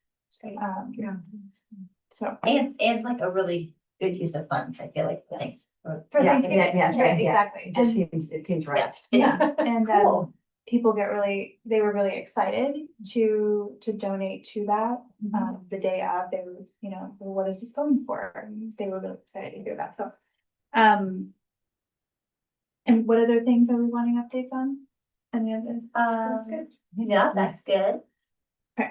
I will say, from a fundraising standpoint, with the smart reading program, that they are going through big time budget cuts. And so that program will look different next year, but the new coordinator, who is a co-coordinator, so if you guys know of anybody who would like to join her, Who is the new coordinator?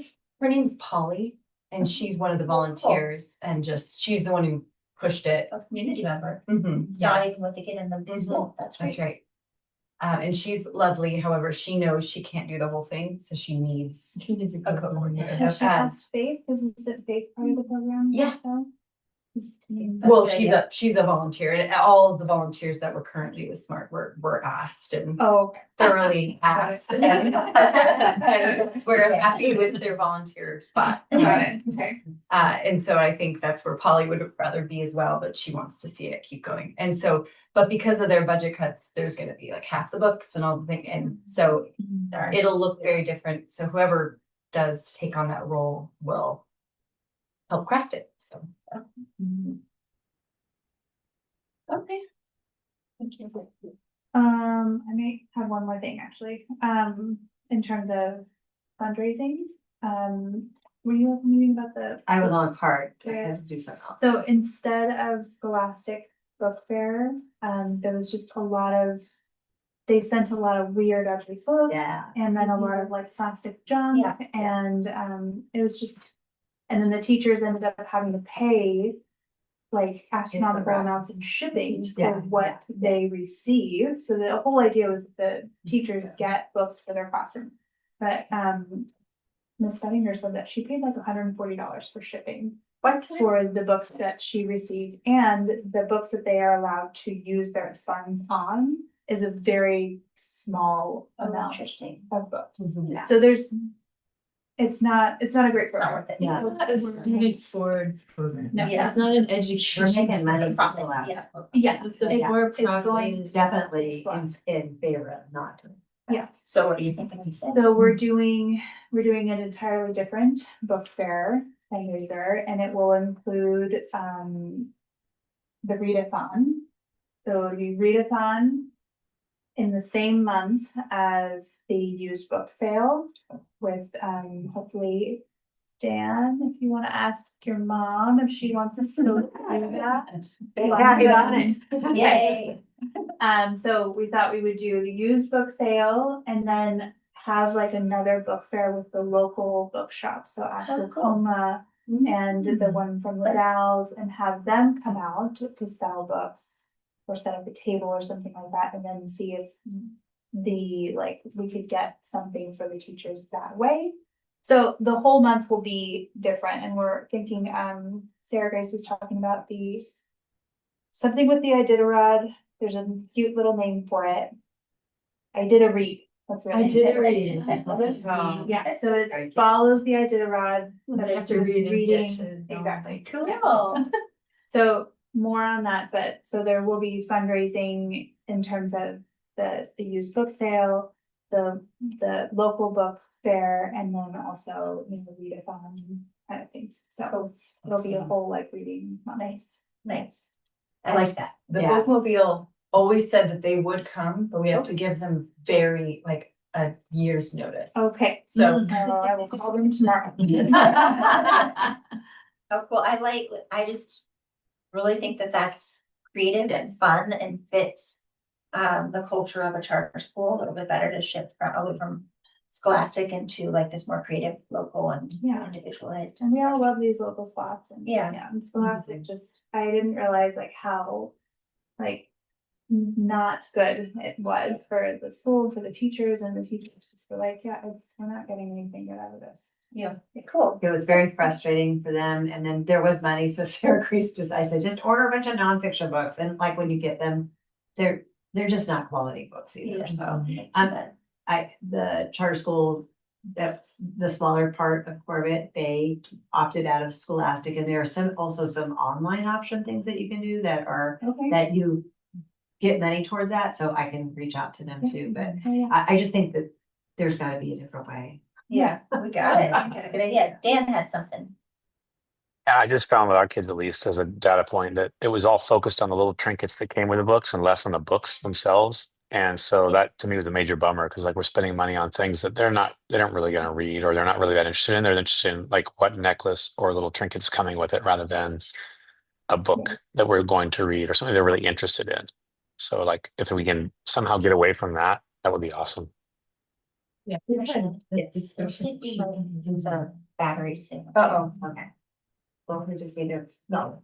Yeah, we should. Okay, let's hurry up. Then next, so we talked a little bit about facilities and the kitchen and the office. Oh, one more thing. And asbestos, yeah, Asbestos. what else? And then the other concern right now is the ramp that is at the middle school is definitely having some issues as far as there's boards falling off.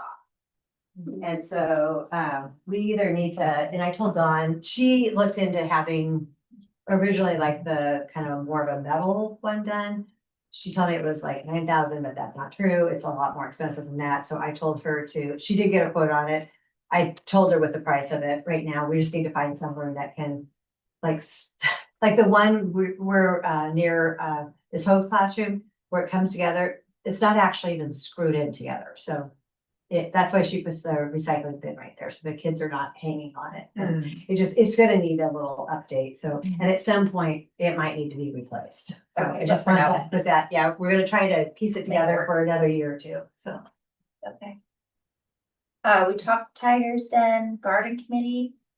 Looking beautiful with you guys. Oh, yeah. that's really nice of you to say, because I was actually gonna say opposite. Yeah, Oh, like we don't have any vegetables in, like we need to get some vegetables and stick in there for this summer. Like there's nothing. Yeah, it didn't get used by the teachers, which was a bummer. So I think it's not a bummer. It's just we need to rethink how we do it in the future. Yeah. I think that there are community members who would use it, and previously we had talked about like inviting community members to use it. We just didn't get that step.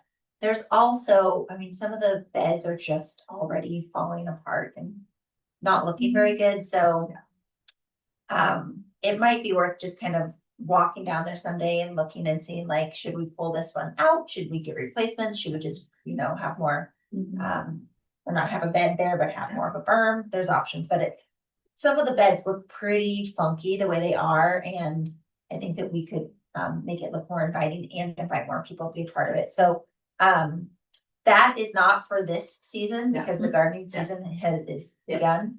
I think maybe for next year, we need to look forward a little bit more and we are gonna have a lot of potatoes and asparagus. Yeah, potatoes and asparagus.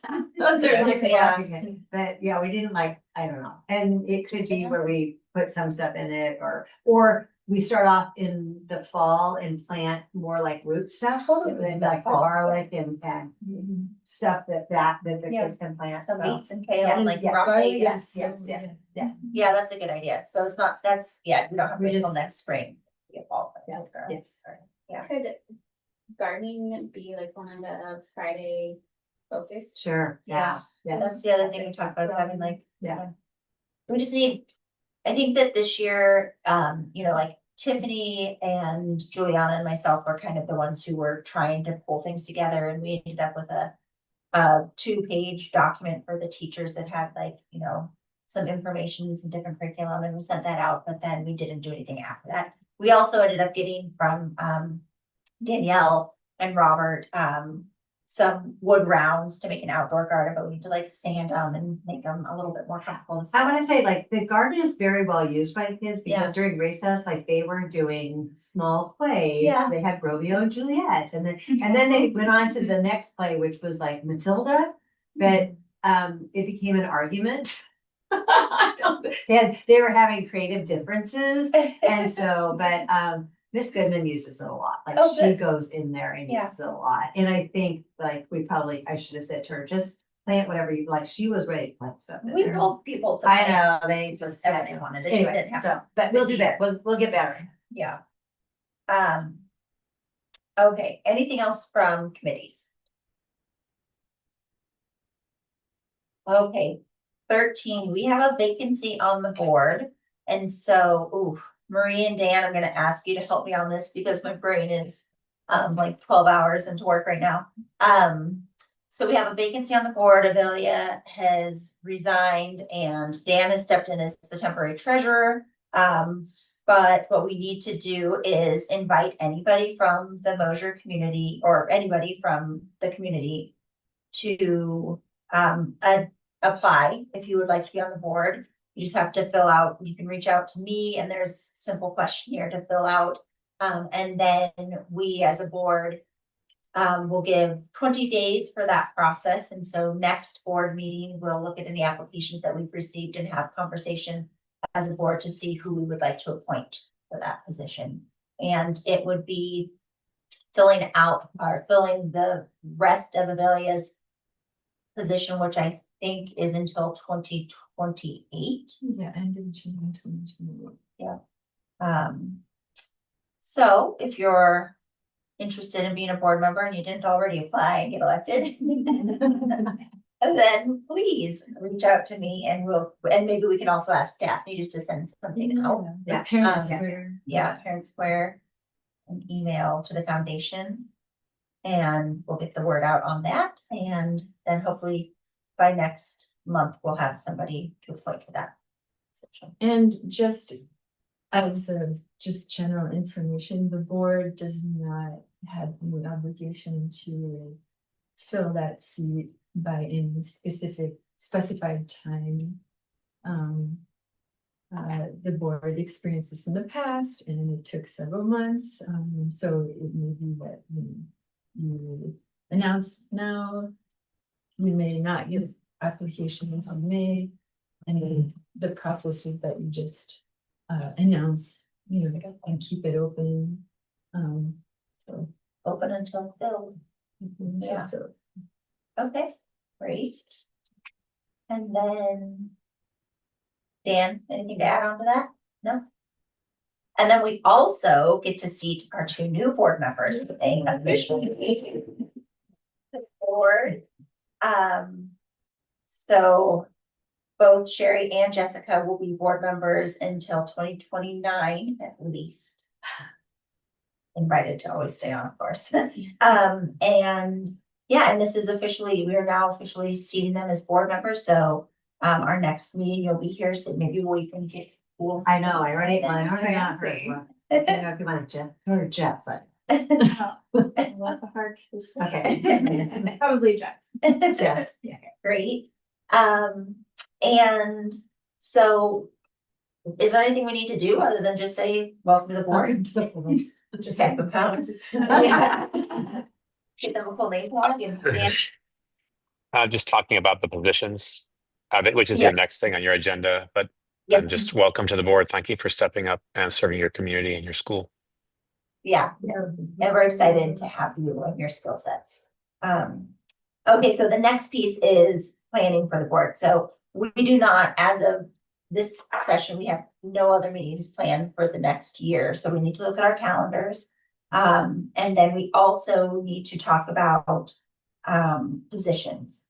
So we've got chair, vice chair, treasurer, secretary, and the way that I've seen this done is we can just like open it up if there's anybody who wants to volunteer for a position. And then if there's not, we can beg people to fill roles. Is that right? I mean, or is it more formal? Do we need more formality? Dan? People have always stepped up in the past, but I imagine, establishing a chair and then the chair can appoint people, but we'll have to look at the bylaws and see what the rules say. Okay. And then, yeah, in the past, people have always just volunteered for the positions, and it's not always been. I mean, there's more work to each one. Obviously, the most is at the board chair role, but there's work to each position. Okay.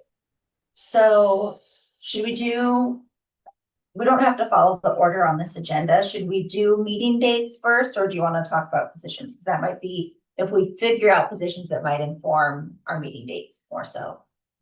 Because the chair and vice chair will need to be available for all the meetings. Should we go there first? Officers shall be nominated from within the board and elected by the board at the end of the June board meeting for 1 term. Officers may serve without a limit on the number of terms served as officer. So those are bylaws. And then do you mind also reading us the section that says like what the secretary, I mean, if it's not too much, but what Yeah. the secretary does, what the treasurer does? Okay, so I'll read duties of chairperson and then duties of secretary and duties of treasurer and duties of vice chairperson. Perfect. Okay. Duties of chairperson. The chairperson shall determine the initial agenda of all meetings of the board, and other directors may propose agenda additions or other amendments. The chairperson shall preside at all board meetings, execute documents in the name of the corporation as the board has agreed to by board action, and authorize expenditure of funds as set forth in policies as described in section 10.2, The chairperson shall have such other duties and responsibilities as determined by resolutions or policies of the board. The chairperson shall vote on all matters as a director on the board.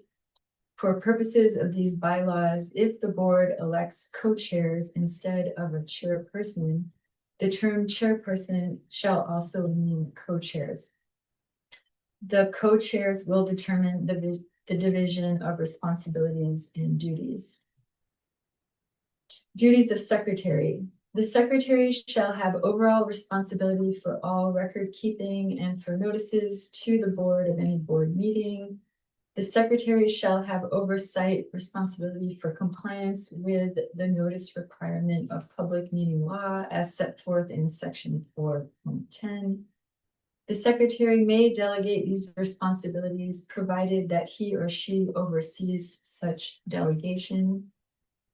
The secretary shall record and or supervise the recording of the minutes of all meetings of the board and present the transcribed minutes at or before the next preceding board meeting. Minutes shall comply with public meeting laws of ORS section 192.650 and, except in the case of executive session, shall include at least the following. A, names of all board members present. B, all motions, proposals, and resolutions proposed and their disposition. C, the results of all decisions and the results of the votes and the vote of each director. D, the substance of any discussion, and E, reference to any document discussed. The secretary shall distribute and collect the annual statements from each director regarding conflicts of interest as part of the conflict of interest policy described in section 9.1. It is the responsibility of the secretary to give the state of the school address at the annual membership meeting. Duties of treasurer. The treasurer will work closely with the executive director in all matters related to budget and disbursement of funds. The treasurer shall be responsible for the maintenance and or oversight of proper records of all financial and banking transactions of the corporation, shall have the authority to sign finances as described in Article 10, and shall comply with all financial policies of the board. The treasurer shall report the financial condition of the corporation at each board meeting and shall report on the annual returns filed with the federal and state government to the board each year. The treasurer shall have authority to authorize expenditure of funds as set forth in policies as described in section 10.2. The treasurer shall have such other duties and responsibilities as determined by resolutions and or policies of the board. Duties of vice chairperson. The vice chairperson shall perform the duties of the chairperson in the chair's absence, shall oversee the board's compliance with these bylaws, so the board employs the necessary corporate formalities and shall have such other duties and responsibilities as determined by resolutions and the policies of the board. Other officers. The board may appoint or elect any other officer and assistant officers as it deems necessary to carry out the functions of the corporations, of the corporation. I would maybe just add that, I mean, in listening to the role of the treasurer, I feel like that made it sound like it's a really big, serious job and commitment. And what I've seen, and I think it can be and has been in the past here on this board. However, right now, since we have you know, Shannon and Veronica and Michelle all working on our finances, and they have like developed systems and processes over the last year, 2 years.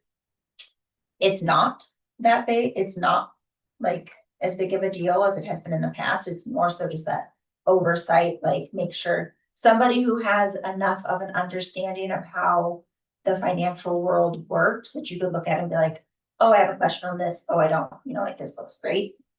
It's almost like I think the treasurer is part of the budget Yeah, like, committee and you all meet? In the past, they've met, like, we have a Monday morning meeting Yeah. at 10, they would Mhm. pop onto the meeting on occasional, especially right before a board meeting, so they would kind of understand where we were at on things, so I think it was a really big job for a while, and it's not as big because Veronica has it, and Shannon has it, and we meet every Monday. But having that like fourth set of Yes. eyes Yeah, and yeah. some oversight. And then the board also looks at all, you know, we look at the budget, we didn't do it today because we spent hours on it earlier this month, but typically we would have looked a little bit deeper into the budget and things like that. But And, you know, they are signers on the account, like they are on the checking account. go into QuickBooks if you want to see things. And yeah, they can look at those things too, so. And then the other positions, secretary. You wanna just talk about what that looks like in real life? Yeah, so I have served as secretary for 3 years. And in the beginning, all of our meetings were only recorded. Then the requirements changed and we needed to have, you know, recordings and minutes. And as the bylaws, you know, state, what's really important is to record all the motions, all the actions and decisions made by the board, and you know, say who voted, how they voted, did they approve, did they abstain, did they oppose, and the substance of discussion. So it, you know, it can be tricky to take minutes and participate in discussion. Some people are better at it than others. I struggled, however, after 3 years, I'd say, you know, kind of figure out what, you know, a parent might want to read, or the board might want to look back on. I think the minutes are really helpful. Sometimes you need to refresh your memory, and sitting and trying to watch the recording can be challenging to get to that part. But if you have the minutes and the time, you'd say, oh yeah, that meeting. So it's, I don't know, I see it as a way to kind of create a reference for the board to use. However, it doesn't, you know, it can be pared down. And this year I really needed help because of the backpack program and the time that I was spending on that. I needed some help. So I asked other board members if they would mind taking minutes. Dan and Tiffany helped me out and took minutes certain months. So there's, you know, the possibility of minute taking, rotating, and then what happens is you create the draft, you put them in the folder before the next meeting, they get reviewed. Once they're approved, you send them, a secretary sends them to Daphne, and Daphne uploads them to the website. So there's a few steps, but then you also track public meeting law, and I did create a log. There's a secretary folder in the board meeting folder, and it has a log of public meeting law requirements. So everyone, any board member needs to train at least once per term. And the training is offered through the Oregon, yeah, they have free trainings. So just keeping up on that. And then what else? And then, yeah, making note of conflicts of interest. But otherwise it's not. And in the past, the secretary did organize trainings with OSBA. We did onboarding trainings when we had new members joining. So that's something the secretary could work on next. What else? I don't know. Do you have any questions on any of those? Does anybody feel excited or interested in one of these positions? Calling. Yeah. I could be interested in doing the treasurer position, but I'm intimidated because I'm new to the board, and so like You would define Sherry, because it's really like having a knowledge of, because I know you have a knowledge of that, and I'm having a knowledge. Veronica and Shannon really, like, they got it dialed in and pretty handled, but it is nice to have like that other set of eyes to question things and make sure that, you know, have you thought about this, especially like during our audits, it's kind of nice to have somebody that knows something about that. So although we have really great auditors this year, so it should be flowing a little bit easier, so. I mean, and the thing is, like, you could try it for a while, if you're like, this is too overwhelming, then throw you back into the pool and try and select somebody else. I think it's also a really good way to learn, because I'll admit, like, I was on the board for 2 years before I became the chair. And I feel like I know way more from a year being chair than I did from the 2 years previous. Like, it's because you kind of get exposed to a lot more when you're in one of those roles than when you're, you know, just showing up for the meetings and participating. Yeah, I think it's a good opportunity for learning. if no one else is interested, I will take it on. Only if no one else wants to. No one else wants it. It is you, it's got your name on it, that's awesome. Nice job. Okay, so we've got, and do we need to have individual motions? You could do it all Yep. at once. Oh, and I can't vote anymore, so. You're still in it. Yes, Still, yeah, right? you're still on. For today's meeting, Yeah. you're a voting member, and then. And then next meeting you will. Okay. Yeah, because we need you. Right. Right, does that make sense? Is that right? Is that right, Dan? Or the new? I would establish the chair and then make a motion and then vote on it as a board. So make a nomination and then go down the list. And then if people are interested, you've already talked about all the positions. So if people are interested in them, but then now you have those ticked off. Right. I mean, that's how I would do it. Doesn't mean it's right. Who's voting? Who can vote? Is it the new members that can vote or I the, think it's- yes? Oh, Well, so hold on, because our bylaws say that we seat them at the end of a meeting. And Okay. I don't know if normally we would have done these roles, these positions next month. It could I be think so. that a little bit ahead of us, but so I think, how about we accept that and we make a motion on it, but as far as the voting members, we stick with the quorum from Dan, Marie, myself, and McKenna. And then. Or you could just wait and do it at the next meeting. You know, if people are interested, you can put the information out there, and then you have members through this meeting who are filling those roles. And at the next meeting, you fill the roles at the beginning of the meeting. You know, Let's fill the roles now. Okay. Yeah. I did. Anybody else want to have a role that they want to fill? Since we're on a roll. Any other positions? I'm willing to be chair still, that's helpful. I think you've been a phenomenal chair. Thanks, Maria. Okay. It's some, I think, stability too.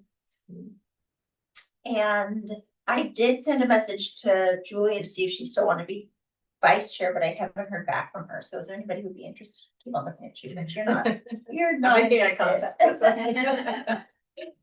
Anybody who's interested in being vice chair? If Julia doesn't want to do it, I'll do it. But I'd prefer not to. I've done that for a long time. Yeah. But I will be. I'm happy to be your backup. Okay. Then let's But you already skip that one. you saw my schedule for the year already. It's challenging to begin with. Yeah, for sure. Who knows? Hard schedule.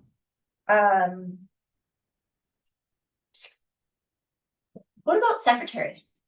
Did that sound interesting? I will share that I reached out to Tiffany before this session and asked her, and she said that she is willing to do it. I actually asked her if she was just willing to take minutes. I didn't like call it the secretary position, but she did say she was willing to do minutes if nobody else is interested. And she also said that she would be willing to do like a kind of like a co-secretary position where you alternate minutes, which I think is a little bit, makes it a little bit easier on folks, but Yeah, you can, all the officer positions can have assistants, so you could have secretary and, you know, maybe code. See like a co-secretary. or even just like delegate, like Or every other delegate. month, somebody will be stepping in. So I feel like I'm gonna be the co-president with Juliana of the Tigers Den for probably one more year. Okay. So I would do like assistant secretary if Tiffany wanted to be like the actual secretary, and then I would be the assistant for her, especially learning and being new. That sounds like you would be willing to like do minutes every other time or something. Every other time, yeah, because I am not one that can take notes and also participate in conversation. It's one or the other. So I would like to be, you know, involved in the conversation things sometimes also. We also have recordings of all of them, and I don't like, everybody's brain works differently, but if it feels more efficient to participate fully and then later on, like turn the recording on like 1.5 time and just count out. I don't know, Yeah. that's, or like even take like handwritten notes and then later on go back to it. There's lots of different approaches, whatever works best. Okay. Cool, thank you. So we'll nominate Tiff as the secretary and then Jess as the assistant. And that just leaves us with that vice chair position. Maybe Julie can be the vice chair and I can be the assistant vice chair. There you go. That might work great. I don't know, can we nominate her if she's not here to say? Yeah, we can. I nominate Julia for the vice chair position. I mean, I've been at every single board meeting since I became chair, so it's not that much work to do. Okay, let's nominate Julia. Okay, we'll nominate Julia, and if she pushes back, then we're moving to Dan. Okay, deal. So I would entertain a motion on these positions if anyone wants to give it. I feel like it should be you, Dan. Or you could, since you're I on don't the know, out. when you said the seat, okay. I've got Yeah. it. Yeah. Okay. Go No, for it, okay. Hannah. I make a motion that the chairperson is gonna be Emily, vice chair is Julia. Secretary is going to be Tiffany with Jess as the assistant, and treasurer is Sherry. Second? Okay, all those in favor? Go for it. Okay. Yeah, that's what Wait, said. do it all. Thank you. Motion passes. Okay. Full consensus. Okay, cool. That's great. Go team. Then let's talk real quick about dates. So we have been meeting for the last year on the third Tuesday of every month. I don't know how that works. I know that it works generally for the current or this side of the board. I don't know how it works for you gals. So what I had, I think said to you before is if we need to revisit that date, we can. Tuesday, and then it's in the evenings, like 5 and 5:30. It's yes. Yeah. Yeah. And if we need to, we've had different sometimes at different times of the year, because in the winter time it feels different to meet at 5 than in the summertime. And so we can land on a date or we can change it. Or I'm sorry, a start time. Whatever's best. But actually, now that I'm saying that out loud, it might be best to start at 5:30, because I know Julia now she has to be at her job until 5. And so it might be best just to have practice starting at 5:30. What do you think about that? I know it makes it harder for our MTA and Mosier ACE folks to be here. and Shannon too, she has to drive home a lot. What do people think? Works for me right now. I'm not sure how will it be in 3 or 4 months, but Does one work better than the other? 5 and 5:30? maybe 5:30. Michelle, what do you think as far as our staff folks go? We can always have them like Zoom in. Yeah, I mean, Else we. they're off it. Well, I guess the crazy thing is we're working later, right? On 4:15. So, I mean, I guess they go have dinner and I don't know. I think you should do whatever works for the board. So, because they can Zoom in.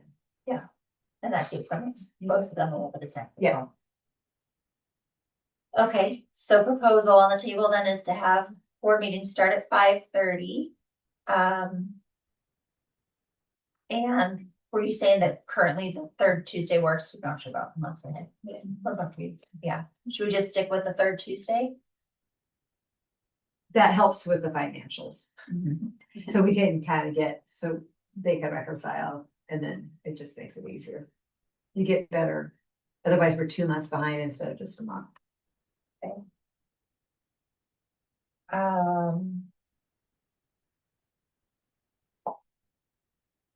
There's no like holidays on Tuesdays, right? We're going to look at Not that. this year. Okay. Veterans Day is on a Wednesday.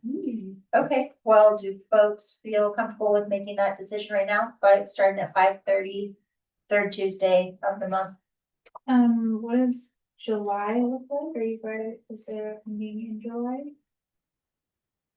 Actually, everyone's been getting back. Well. I feel like July is a month that we're allowed to take off in our bylaws. If we want to. Yes, the board retreat Yeah. typically.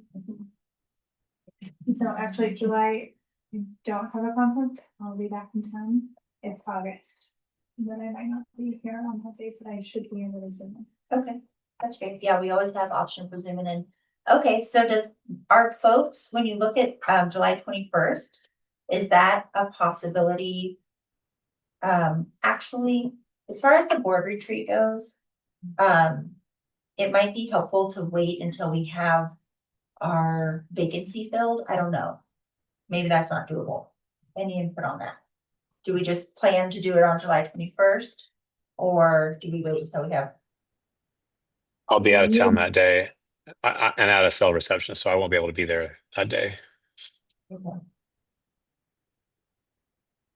Well, so maybe we don't have the board retreat, but we do have a regular meeting on the 21st, because then we can go through the process of bringing on any, or having deliberation on any folks who apply to fill that seat, and then we could schedule our retreat for either probably August.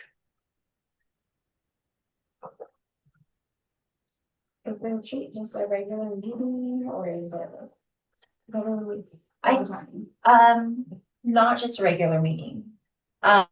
We like kind of more to talk, not to make decisions, because it wouldn't be a public meeting, it's a retreat. So we'd be talking about process, relationship, communication, things like that do not have to do with like the substance of the decision making that the board's responsible for.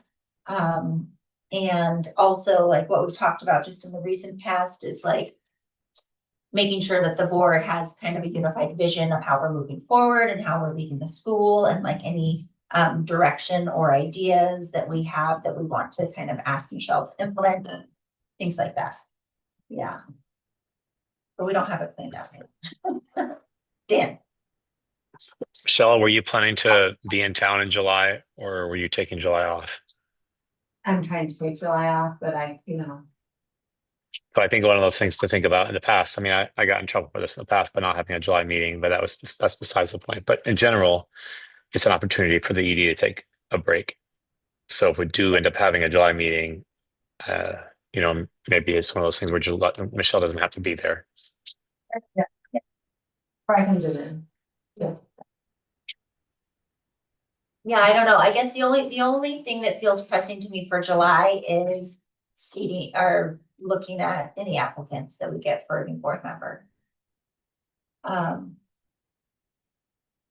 But the only reason I would want to do that is so that we could actually have a retreat that includes that board member sooner than later. Like before the school year starts, would be my hope.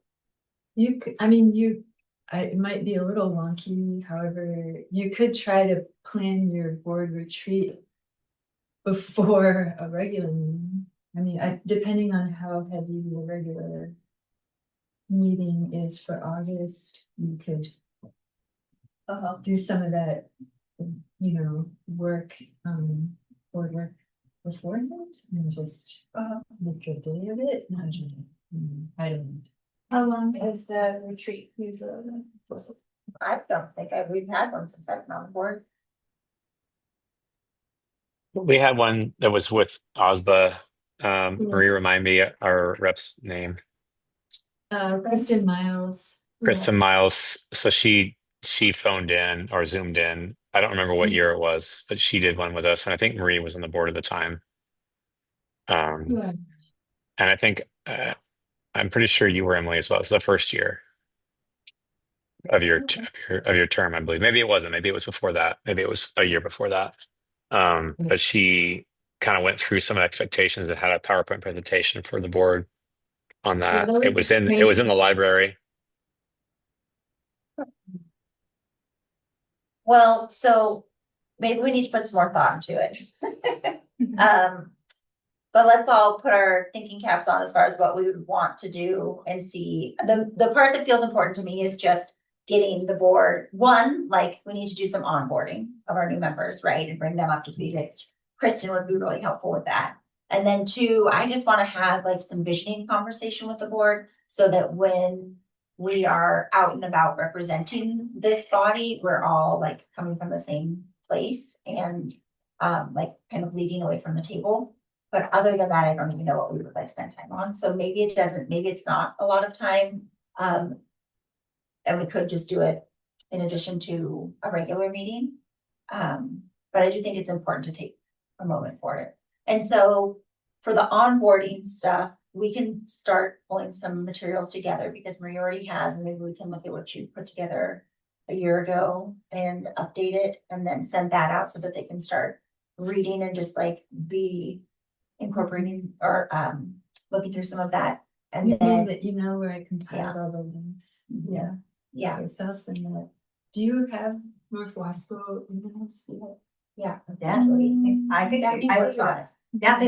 Daphne has you in for it, so we Asked see. me for things, I sent her things. You would have had to sign. I did. You I did, did okay. sign Let me see if we got one left. Let's look right now. I haven't logged into it yet, if there is. Yeah, okay.